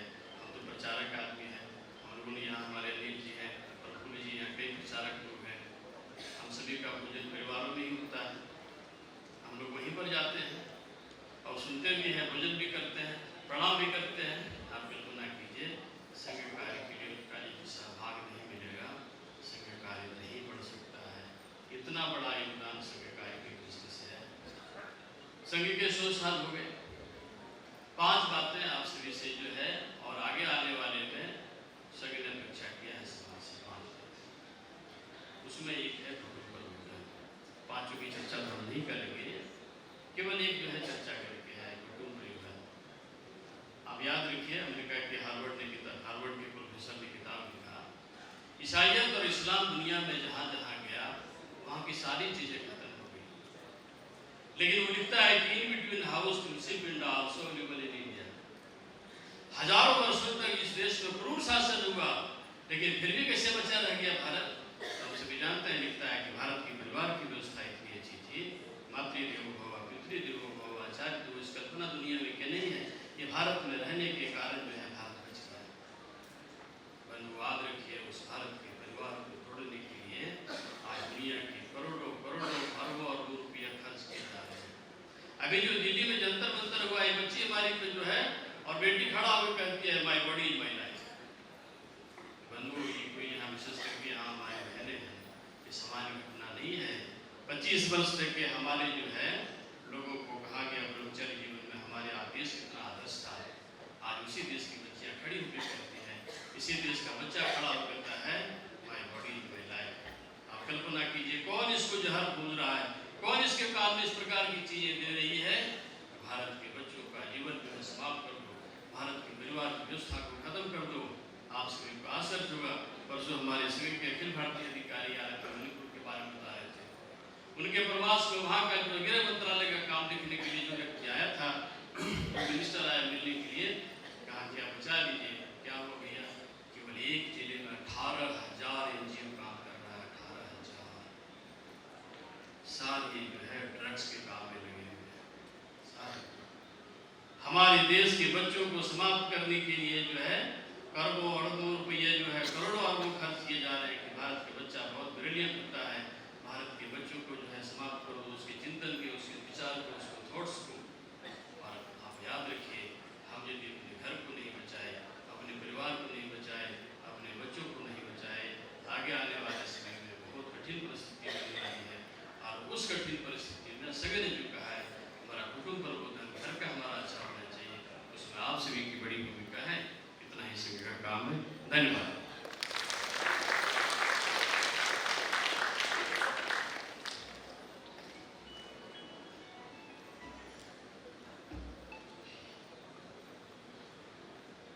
आदरणीय प्राचार्य जी, आपके ओजस्वी और स्पष्ट व्यवहारिक दिशा देने के लिए हम सभी आपके कृतज्ञ हैं। आपका आभार। झारखंड की पावन माटी के सच्चे जो पहरेदार हैं, जन जन के वो आधार हैं, प्रथम मुख्यमंत्री बन जिन्होंने इस राज्य की तकदीर लिखी, आज भी जिनके सीने में जनता के लिए प्यार अपार है। जोरदार तालियों के बीच आदरणीय शुभारंभ।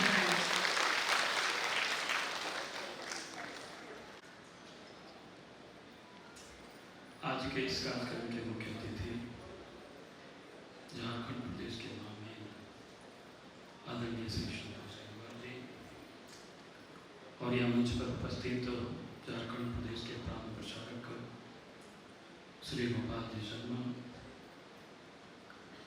और यहाँ पर मंच पर उपस्थित राष्ट्र सेविका समिति के अखिल भारतीय सह कार्यवाहिका सुश्री सुनीता जी और जिन्होंने हम सबको यहाँ एकत्रित करने का आवश्यक प्रयास किया, वो भी कहा दिल्ली से चल करके डॉक्टर शोभा विजेंद्र जी और यहाँ पर उपस्थित बहनों और भाइयों प्रेस के साथियों, क्योंकि मुझे अभी कुछ विशेष कहना भी नहीं है और मैं इतनी कहूँगा डॉक्टर शोभा जी के और विजेंद्र जी के। फिर हमें एक दिन टेलीफोन से बताया गया ऐसे ऐसे, तो मैंने कहा कि जरूर मैं रहूँगा। इसलिए पुस्तक तो मैंने पढ़ा नहीं है, लेकिन अभी मैं थोड़ी बहुत सुन रहा था।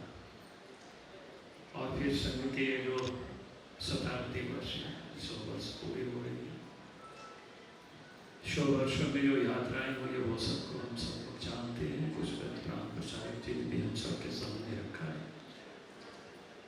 मैं इतना ही कहूँगा कि डॉक्टर अग्रवाल जी ने उस समय जब संघ की स्थापना हुई हिंदू समाज को संगठित करने की, तो आज विवाद देखते हैं देश के अंदर में इसी शब्द को लेकर के विवादें चलती है। नहीं, कोई कहता है हम हिंदू नहीं है, लेकिन वास्तव में वो हिंदू और हिंदुत्व के बारे में उनको शायद अधूरी ज्ञान है।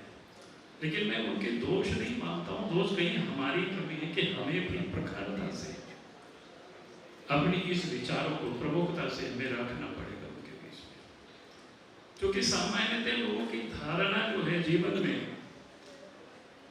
धर्म को उपासना पद्धति से लोगों ने जोड़ करके देखा है।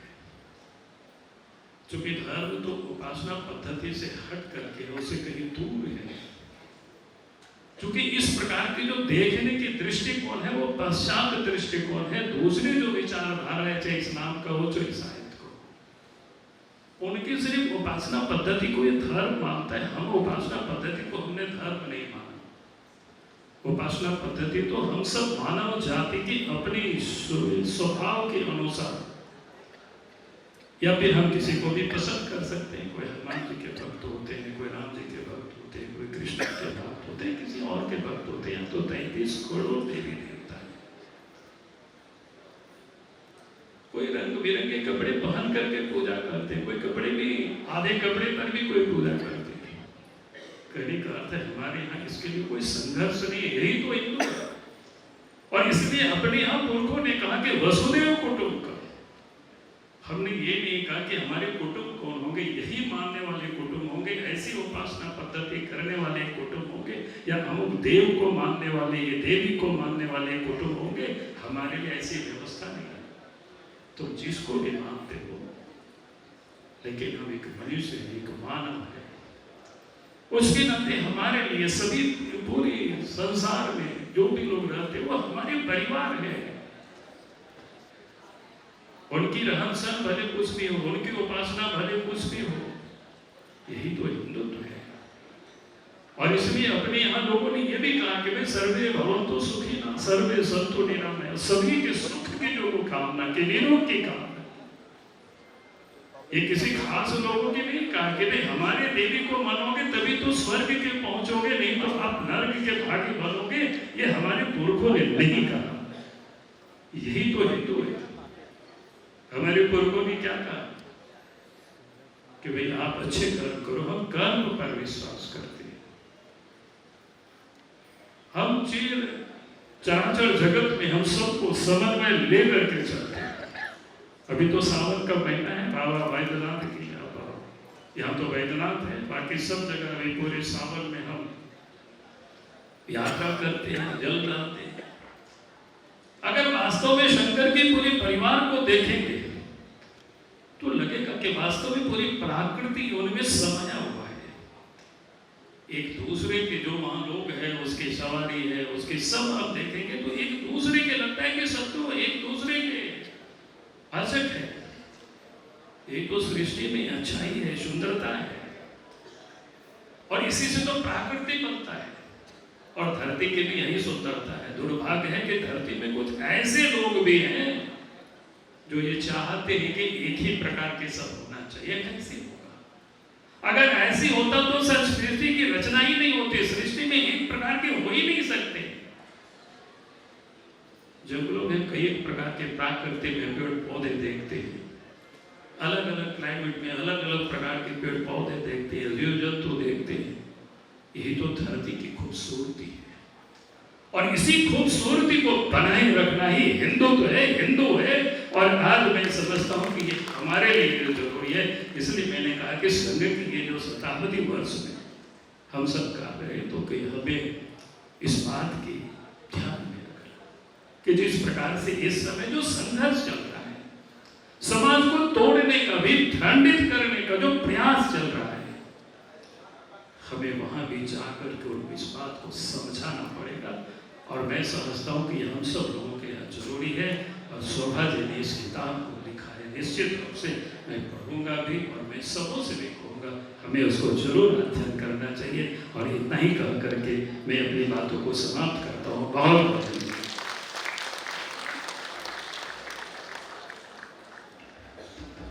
बहुत बहुत धन्यवाद आपके इस प्रेरक मार्गदर्शन और संबोधन के लिए, और सनातनी धर्म से हम सबको जोड़ने के लिए, उनकी शिक्षा देने के लिए आपका बहुत बहुत धन्यवाद।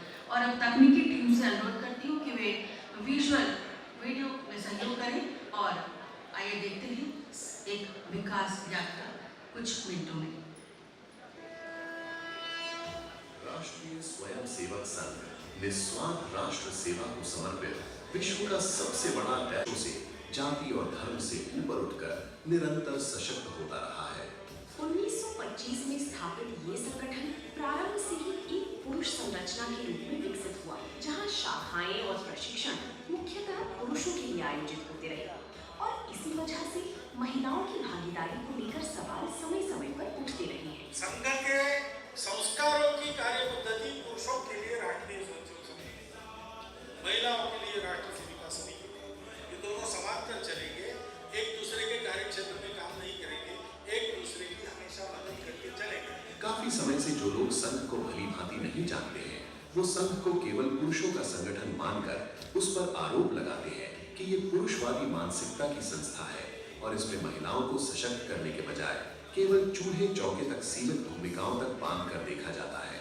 इसी भ्रांति को दूर करने के लिए प्रसिद्ध समाज सेविका, संपूर्ण एनजीओ की संस्थापिका और समिति की सेविका डॉक्टर शोभा विजेंद्र जी ने अपनी पुस्तक शतायु संघ और महिला सहभागिता के माध्यम से संघ से जुड़े अपने अनुभवों को प्रभावशाली ढंग से प्रस्तुत किया है। समिति और संघ दोनों के दृष्टिकोण में स्त्री पुरुष के पीछे नहीं है और पुरुष भी स्त्री के पीछे नहीं है। अगर हम समिति की बात करें तो उसकी संस्थापिका वंदनीय लक्ष्मीबाई केलकर जी ने 1936 में कहा था कि स्त्री और पुरुष केवल रथ के दो पहिए नहीं हैं, बल्कि उस रथ में सारथी स्त्री है और उसके पीछे चलने वाले उसके अनुगामी पुरुष। पुस्तक में 34 ऐसी प्रबुद्ध महिलाओं के संस्मरणात्मक लेख भी शामिल हैं, जिन्होंने अपने परिवार के साथ मिलकर संघ की विचारधारा के प्रचार प्रसार में महत्वपूर्ण योगदान दिया है। हमारी दादी जी जब गुरुजी पुरानी दिल्ली के स्टेशन पर आते थे तो उस समय पर उनको अपने हाथों से बना हुआ भोजन मेरे ताऊजी उनको देकर आते थे। जब मैं ये सुनती थी तो मुझे गर्व का अनुभव होता था। प्रसिद्ध समाज सेविका डॉक्टर शोभा विजेंद्र की सद्या प्रकाशित पुस्तक शतायु संघ और महिला सहभागिता का लोकार्पण समारोह राजधानी दिल्ली में आयोजित हुआ, जिसमें अखिल भारतीय प्रचार प्रमुख माननीय सुनील अंबिकर, दिल्ली विधानसभा के अध्यक्ष माननीय विजेंद्र गुप्ता सहित तमाम गणमान्य लोग उपस्थित थे। इस अवसर पर श्री सुनील अंबिकर ने कहा कि ये जो संघ और महिला सहभागिता का विषय जो आज उठाया जा रहा है, वो विषय भी इसीलिए आ रहा है। ये प्रश्न संघ और महिला का नहीं है, ये प्रश्न भारत का हिंदुत्व का जो महिला दृष्टिकोण है उसकी ठीक से समझ स्थापित न होने के कारण ये समस्या है। दिल्ली, मुंबई और मैसूर, चंडीगढ़ के बाद आज इस यात्रा का अगला पड़ाव रांची है। आज रांची में आयोजित इस विशेष कार्यक्रम में मुख्य अतिथि के रूप में झारखंड के माननीय राज्यपाल श्री संतोष कुमार गंगवार उपस्थित रहेंगे। कार्यक्रम में विशिष्ट अतिथि के रूप में झारखंड विधानसभा के माननीय नेता प्रतिपक्ष श्री बाबूलाल मरांडी की गरिमामयी उपस्थिति रहेगी। वहीं राष्ट्रीय स्वयंसेवक संघ के माननीय प्रांत प्रचारक श्री गोपाल शर्मा का सानिध्य प्राप्त होगा। कार्यक्रम की अध्यक्षता राष्ट्र सेविका समिति की अखिल भारतीय सह कार्यवाहिका सुश्री सुनीता हल्देकर करेंगी। वहीं कार्यक्रम की कथानक प्रस्तुति डॉक्टर शोभा विजेंद्र जी द्वारा की जाएगी। आइए विचार, संस्कृति और समाज के इस प्रेरक संवाद के सहभागी बने। आप सभी का हार्दिक स्वागत है।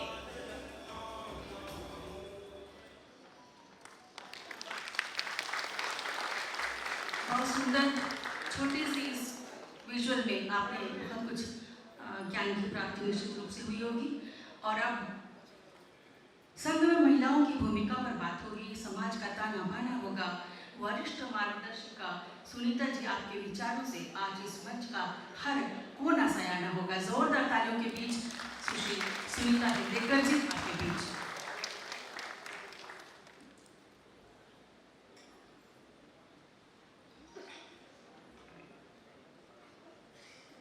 भारत माता को वंदन करते हुए आज के इस कार्यक्रम में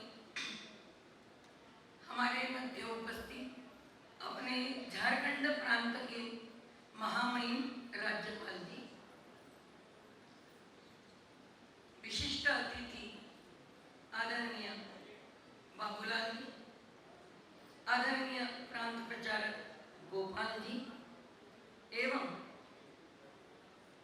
आज समाज में जिस प्रकार की भ्रांत धारणा फैलाई जा रही है, केवल संघ और महिला सहभागिता यह विषय नहीं है, तो भारत का जो एक महिला विषय जो दृष्टिकोण है, इस दृष्टिकोण को बदलने का यह एक षड्यंत्र है, यह केवल भ्रांत धारणा नहीं है। और ऐसे समय में शतायु संघ और महिला सहभागिता इस पुस्तक का लेखन कार्य करने में लेखिका अध्येता आदरणीय शोभा जी,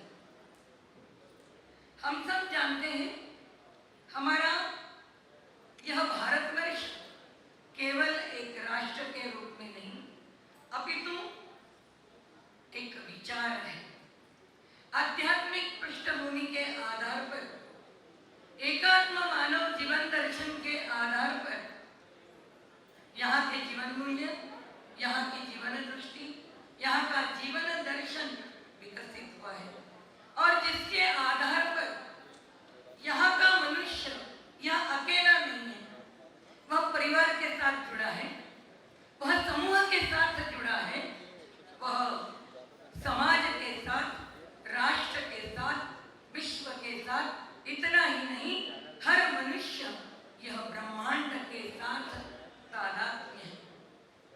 और इसीलिए अपने भारतवर्ष की एक पहचान है भारत का उदात्त चरित्र, और इस उदात्त चरित्र के आधार पर ही हमने मानवता का विचार किया है। इसलिए हमारे मनुस्मृति में कहते हैं एतत् देश प्रसूतस्य सकाशादः प्रजन्मना स्वं स्वं चरित्रं शिक्षेत पृथिव्यां सर्वमानवः। और ऐसे उदात्त चरित्र निर्माण करने के लिए भारत के पास एक अद्वितीय, एक अनुपम ऐसी परिवार व्यवस्था है।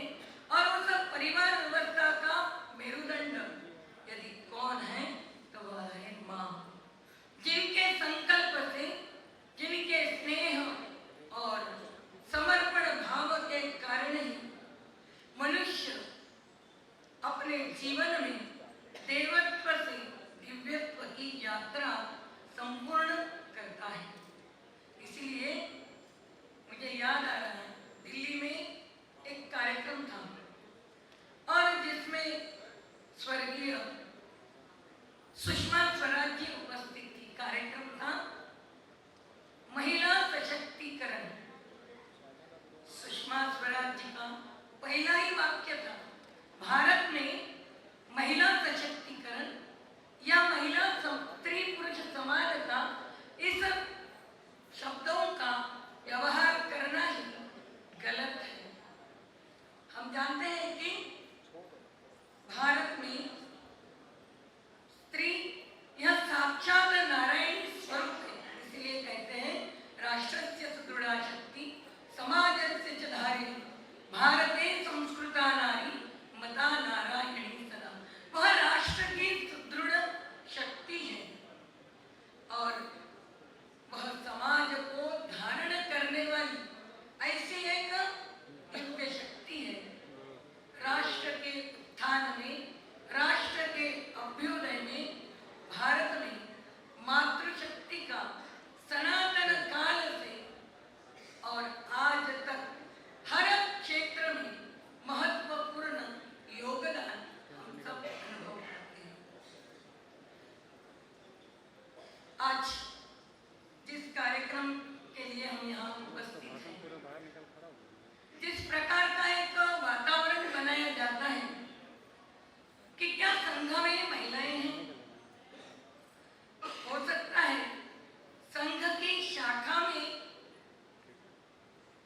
महिलाएं नहीं हो सकती। इसका कारण कोई वैचारिक कारण नहीं है, यह एक व्यावहारिक कारण है। परंतु हम परस्पर पूरक, परस्पर सहयोग की भावना से हम सब आगे बढ़ रहे हैं। और इसीलिए मुझे यहाँ बताने के लिए आवश्यक लगता है वंदनीय मौसी जी, राष्ट्र सेविका समिति की संस्थापिका वंदनीय लक्ष्मीबाई केलकर, वो जन्मजात देशभक्त थे। निर्भयता, साहस, समाज के शिक्षा, ऐसे अनेक क्षेत्रों में जिनका एक गहन चिंतन था, विवाह के उपरांत वर्धा में आती है। आने के बाद भी वह अनेक स्वतंत्रता आंदोलन में सहभागी होती है, परंतु उनके मन में अनेक आंदोलन प्रारंभ होते हैं। स्वामी विवेकानंद के जीवन से किसी भी गरुड़ पक्षी को यदि आकाश में उड़ान भरना है तो उसके दोनों पंख समान रूप से समर्थ होने की आवश्यकता है। ऐसे ही राष्ट्र रूपी गरुड़ को यदि आकाश में उड़ान भरना है तो स्त्री और पुरुष समान रूप से समर्थ होने की आवश्यकता है। वंदनीय मौसी जी के दो बेटे छोटे संघ की शाखा में जाते थे और संघ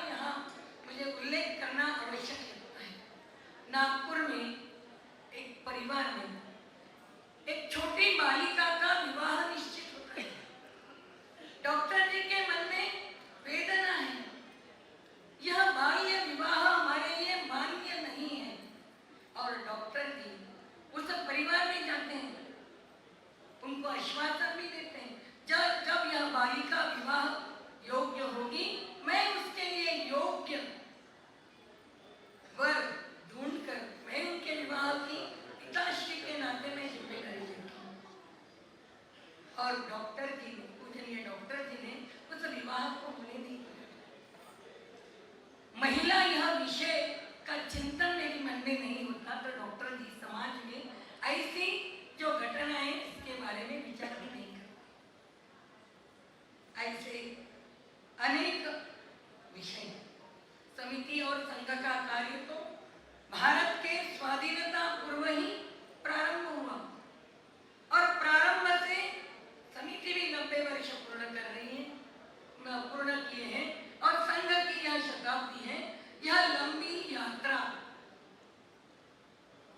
परंतु देखते हैं हम, चाहे विभाजन की विविधता हो, चाहे अंधकार में आपातकाल हो, उनके घर में ही कार्यालय था। पूजनीय गुरुजी उनको स्वयं अपनी बड़ी बहन के नाते मानते थे। जब उनके स्वामी विनायक जी अप्टे को जब पुणे के संघ चालक का दायित्व आया, विनायक राव अप्टे उस समय अंग्रेजों के शासन में वकालती करते थे। जब उनके पास यह संघ चालक की जिम्मेदारी आई, उसी दिन उन्होंने कोर्ट में अपनी सर्विस को त्याग करते हुए घर में आए। यह जो एक परस्पर सहयोग, एक श्रेष्ठ कार्य के लिए वंदनीय सरस्वती ताई अप्टे जी ने एक बार भी नहीं पूछा कि आप सर्विस छोड़ने के पूर्व मुझे एक बार तो पूछना था। उन्होंने कहा, मुझे बहुत आनंद हो रहा है कि एक सहधर्मचारिणी के नाते इस कार्य के लिए मैं भी आपका सहयोग मैं दे रही हूँ। आप आनंद से इस कार्य के लिए अब अधिक प्रवास कर पाएंगे।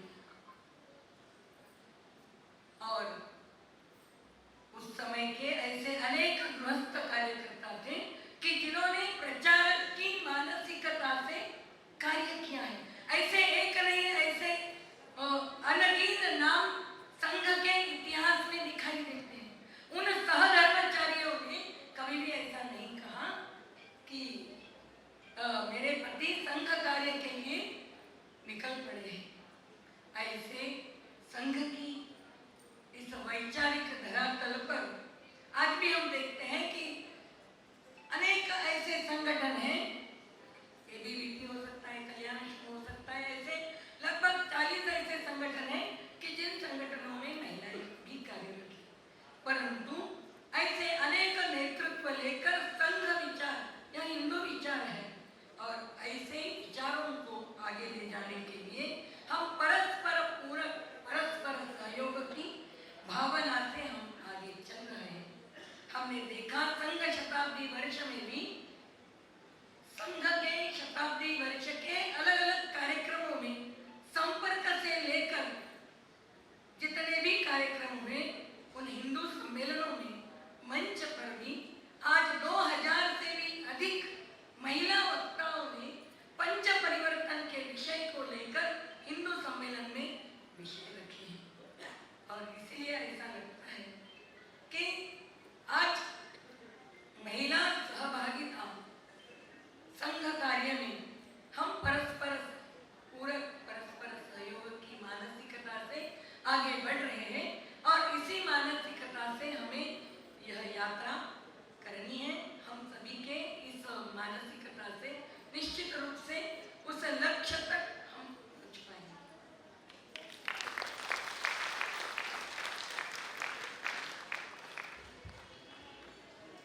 इस विमर्श में महिला सहभागिता के विभिन्न आयामों को इतनी सहजता के सामने समक्ष रखने के लिए आप सब प्रबुद्ध अभिव्यक्ति के लिए अत्यंत कृतज्ञ हैं। आपका बहुत बहुत आभार। एक आग्रह होगा आप सभी प्रबुद्ध जनों से कि कृपया स्थान बनाकर बैठ जाएं और सामने का दरवाज़ा बंद कर दें ताकि हम थोड़ा डिसिप्लिन मेंटेन करें और जो जहाँ है कृपया वही रहें, आग्रह होगा। और अब वो घड़ी आ गई है जिनका हम सभी बेसब्री से प्रतीक्षा कर रहे थे। जी हाँ, माननीय राज्यपाल श्री संतोष गंगवार जी का ज्ञान और कर्म का अद्भुत संगम है, जिनके जीवन की परिभाषा है राष्ट्र जीवन राष्ट्र सेवा और जन कल्याण जिनकी पावन अभिलाषा है, बरेली की माटी के गौरव जो आज झारखंड की शान है, अदब से जिनका नाम है हम, वो न्याय और मर्यादा के कीर्तिमान है। जोरदार तालियों के साथ स्वागत अभिनंदन मार्गदर्शन हेतु माननीय राज्यपाल।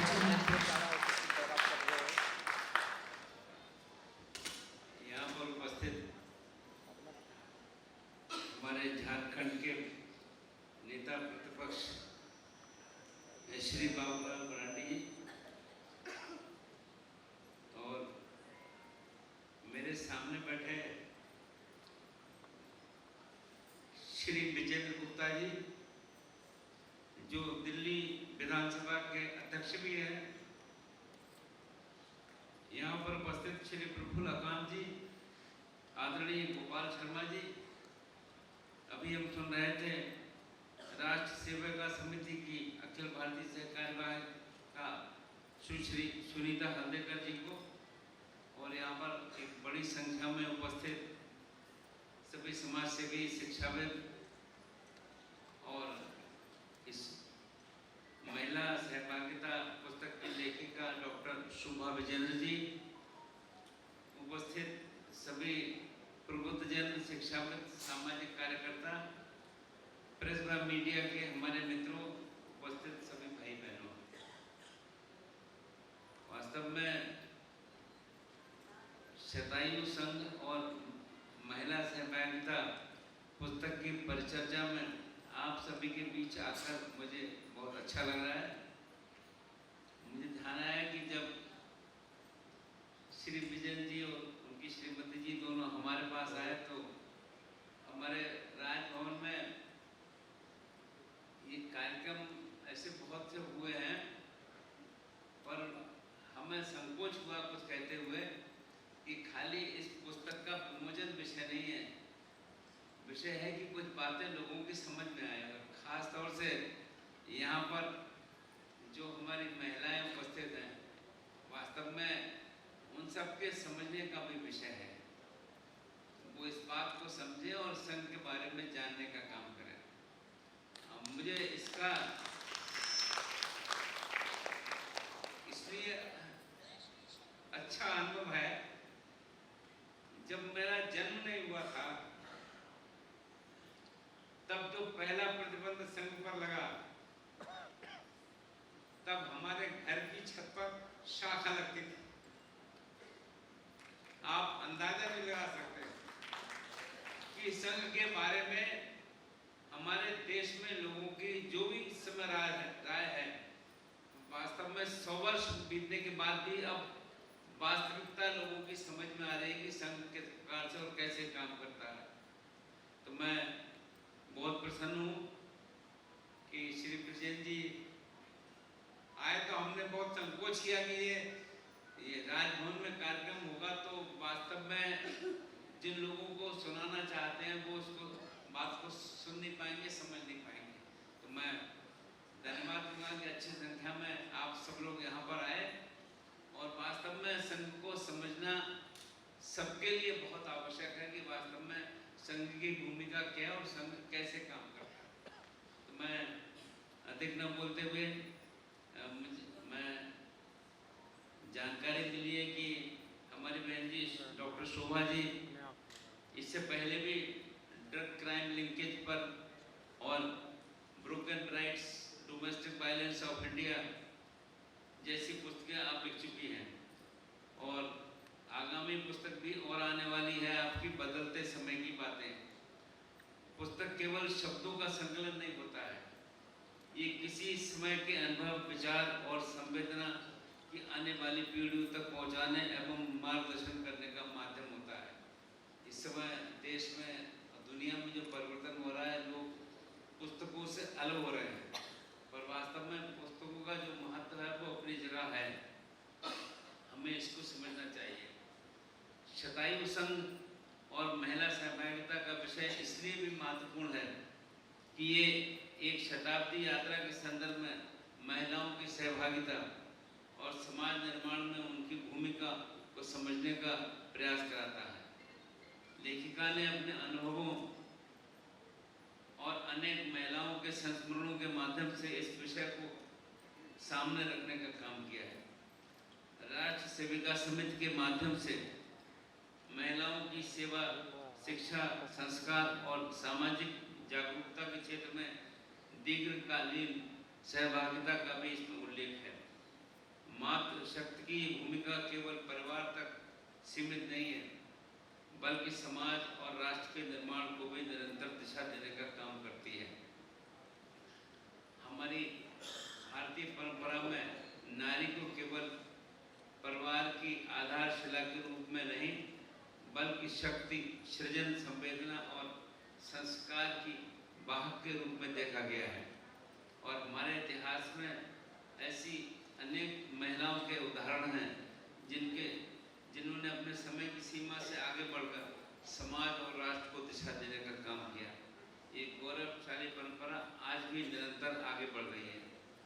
आज महिलाएं जीवन के लगभग प्रत्येक क्षेत्र में अपनी प्रतिभा और क्षमता का परिचय दे रही हैं। विज्ञान से खेल तक, प्रशासन से उद्योग तथा शिक्षा से सामाजिक सेवा तक महिलाओं की उपलब्धि देश के लिए गौरव का विषय है। महिलाओं को अपनी प्रतिभा और क्षमता के अनुरूप अधिक अवसर मिले और वे नेतृत्व करें और समाज के विषय में सक्रिय योगदान दें, इसके लिए निरंतर प्रयास किए जा रहे हैं। महिलाओं की बढ़ती उपस्थिति निर्णय प्रक्रिया में उनकी प्रभावी भूमिका के रूप में भी दिखाई देनी चाहिए। इसी दृष्टि से लोकतांत्रिक संस्थाओं में महिलाओं की भागीदारी का विषय अत्यंत महत्वपूर्ण हो जाता है। संसद और राज्य विधानसभाओं में महिलाओं के लिए 1/3 आरक्षण एक संवैधानिक प्रावधान किया जा रहा है, जो उचित है और अच्छा भी है, पर इसको अतिशीघ्र लागू किया जाए ये माना जा सकता है। इसका प्रभावी क्रियान्वयन अभी आगे और संवैधानिक प्रक्रिया जुड़ी हुई है, वो शीघ्र हो, हम ऐसा महसूस करते हैं। महिला आरक्षण सरकार की प्राथमिकता में है। आदरणीय प्रधानमंत्री श्री नरेंद्र मोदी जी ने सभी पक्षों से इसके प्रभावी क्रियान्वयन के लिए मिलकर आगे बढ़ने का आह्वान किया है। उन्होंने महिलाओं की राजनीतिक भागीदारी को देश की नीतियां और विकास को दिशा तय करने के लिए महत्वपूर्ण बनाया है। मैंने निकट से देखा है कि पंचायत और स्थानीय निकाय में महिलाएं अपने दायित्वों का कुशलता और संवेदनशीलता के साथ निर्वहन कर रही हैं। अब मैं सामान्यतः लंबे समय तक लोकसभा में रहा हूँ, तो मैंने हमेशा महिलाओं से कहा है कि अगर प्रधान है तो वो खुद अकेले मिलने आए, किसी को साथ लेकर आने की जरूरत नहीं है, और बात हमको कायदे से कहने का काम करें और इसका असर प्रभाव में पड़ता है। उनकी भूमिका केवल प्रशासनिक जिम्मेदारी तक सीमित नहीं रहती, बल्कि परिवार, समाज और विकास की प्राथमिकता को भी प्रभावित करती है।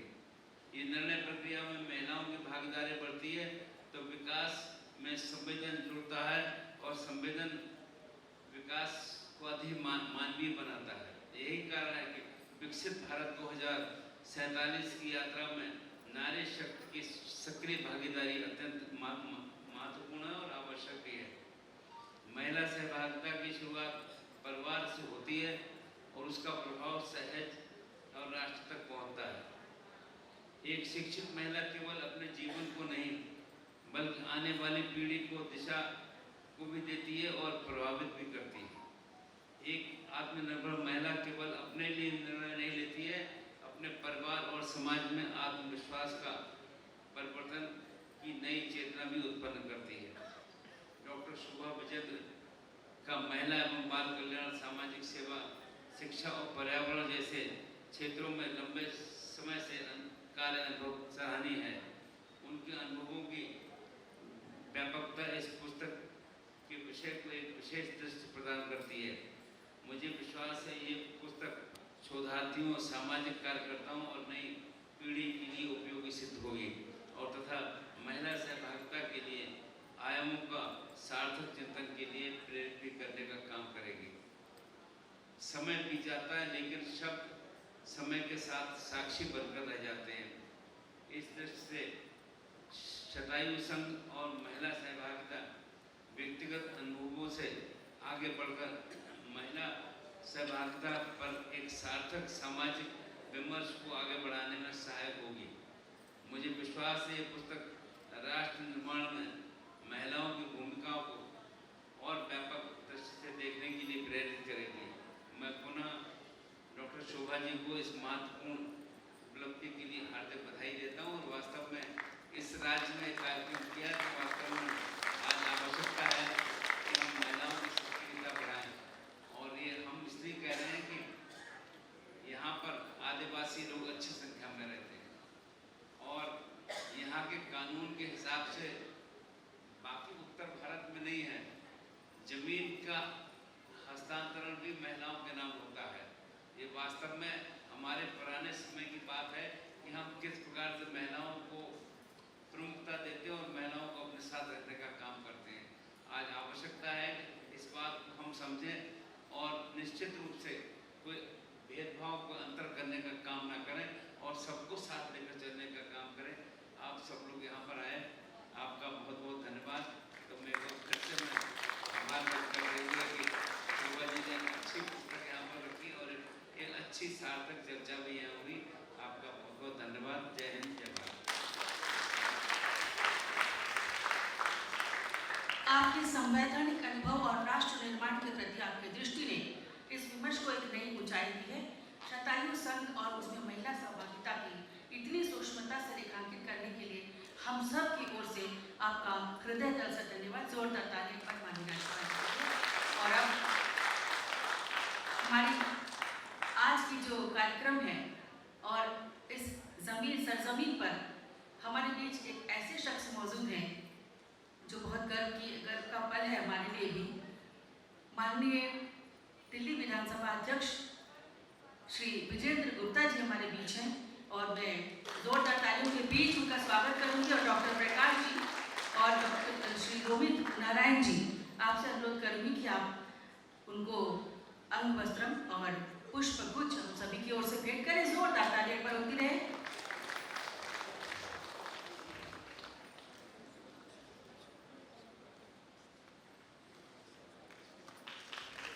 बहुत बहुत स्वागत, अभिनंदन झारखंड के इस जमीन पे, इस ऐतिहासिक भवन में। बहुत बहुत धन्यवाद। और अब हम इस परिचर्चा के अंतिम पड़ाव पर पहुंच चुके हैं, लेकिन परिचर्चा कभी खत्म नहीं होती, ये शुरुआत होती है और ये श्रृंखला जो है वो जारी है, आगे भी जारी रहेगी। मैं बहुत ही आदरपूर्वक आमंत्रित करूंगी जिज्ञासा जी को कि आप आएँ और संक्षिप्त में धन्यवाद ज्ञापन दें, क्योंकि परोक्ष या परोक्ष रूप से कार्यक्रम को सफल बनाने हेतु बहुतों का हाथ होता है, लेकिन आप संक्षिप्त में धन्यवाद ज्ञापन दें। जिज्ञासा जी।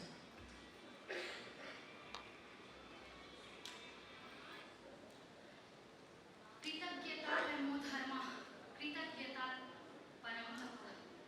अर्थात कृतज्ञता से बढ़कर कोई धर्म नहीं और कृतज्ञता से श्रेष्ठ कोई तप नहीं। माँ भारती के श्री चरणों में प्रणाम निवेदित करते हुए इस ज्ञान यज्ञ के पूर्णाहुति क्षण में मैं विश्व संवाद केंद्र झारखंड की ओर से आप सभी के प्रति अपनी विनम्र कृतज्ञता अर्पित करने का सौभाग्य प्राप्त कर रही हूँ।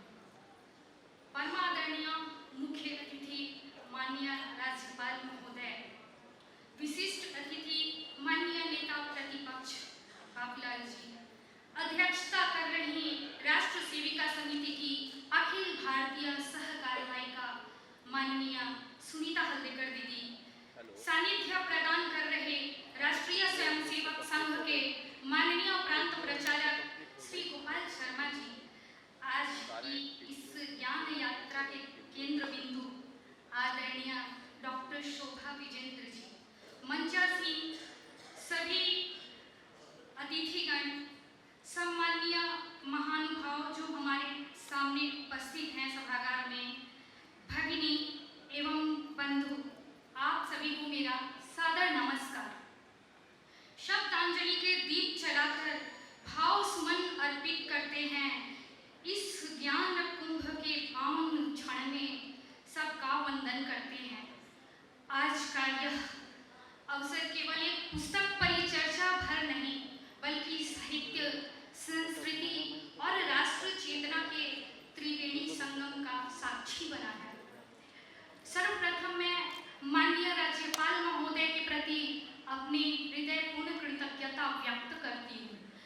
आपकी गरिमामयी उपस्थिति तथा साहित्य संस्कृति के प्रति आपका संरक्षण इस आयोजन का विशिष्ट ऊंचाई प्रदान करने वाला रहा है। आपके प्रेरक उद्बोधन से हम सभी को मूल्यवान आत्मीय प्राप्त हुआ है।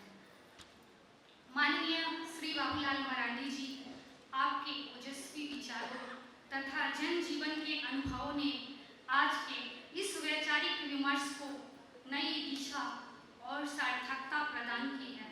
मैं आपके प्रति अपनी हृदयगत कृतज्ञता व्यक्त करती हूँ। आदरणीय सुनीता दीदी, मैं हृदय की असीम गहराइयों से आपके प्रति अपना आभार व्यक्त करती हूँ तथा मातृशक्ति के जागरण में जो आपका सतत साधना पथ हम सभी के लिए प्रेरणा स्रोत रहा है, इसके लिए भी मैं आपका आभार प्रकट करती हूँ। आप हमारी वात्सल्यमयी मार्गदर्शक और राष्ट्र समर्पित जीवन में हमारे लिए बहुत कुछ किया है आपने। माननीय प्रांत प्राचार्य जी का स्नेहिल सानिध्य और मार्गदर्शन इस कार्यक्रम की वैचारिक गरिमा को और अधिक समृद्ध करने वाला रहा। आपके प्रति भी हम अपनी कृतज्ञता निवेदित करते हैं। आदरणीय डॉक्टर शोभा विजेंद्र जी, इस महत्वपूर्ण पुस्तक शतायु संघ और महिला सहभागिता के माध्यम से आपने इतिहास के एक महत्वपूर्ण पक्ष को शोधपूर्ण एवं प्रामाणिक रूप से समाज के सामने प्रस्तुत किया है। इसके लिए आपको हार्दिक अभिनंदन एवं आशीष धन्यवाद। सभागार में उपस्थित हमारे सामने राष्ट्रीय स्वयंसेवक संघ के वरिष्ठ प्रचारक एवं अधिकारीगण हैं, पदाधिकारीगण हैं, राष्ट्र सेविका समिति की भी वरिष्ठ पदाधिकारीगण एवं कार्यकर्तागण और अपने अन्य विचार संगठन से भी भगिनी एवं बंधु यहाँ उपस्थित हैं। सामाजिक, शैक्षणिक एवं सार्वजनिक जीवन से जुड़े सभी माननीय बंधु भगिनियों का मैं हृदय से आभार व्यक्त करती हूँ। आपकी अनुशासित एवं प्रबुद्ध उपस्थिति ही इस आयोजन की वास्तविक सफलता है। प्रिंट एवं इलेक्ट्रॉनिक मीडिया के सभी पत्रकार भगिनी बंधुओं तथा इस आयोजन को सफल बनाने वाले विश्व संवाद केंद्र झारखंड के सभी कार्यकर्ताओं, व्यवस्था में संलग्न प्रत्येक कर्मयोगी एवं प्रत्यक्ष परोक्ष रूप से सहयोग देने वाले सभी शुभ चिंतकों के प्रति भी मैं अपनी हार्दिक कृतज्ञता व्यक्त करती हूँ। शब्द सीमित हो सकते हैं, लेकिन कृतज्ञता असीम होती है। ना हाथ थके, ना पाँव थके, यह यज्ञ साधना जारी रहे। राष्ट्र चेतना का यह पावन प्रवाह निरंतर गतिमान रहे। इन्हीं मंगल कामनाओं के साथ आप सभी को पुनः सादर धन्यवाद। वंदे मातरम। भारत माता की जय।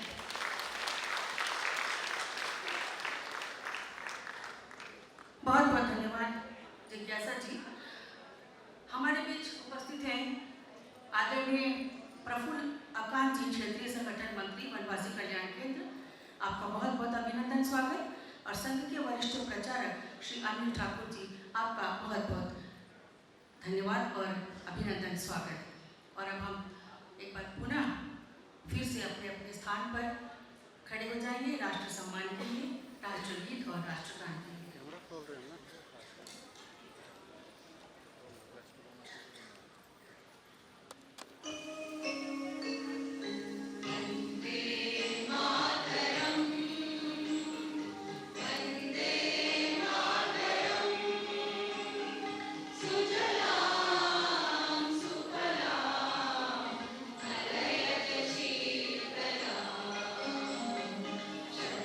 श्यामलां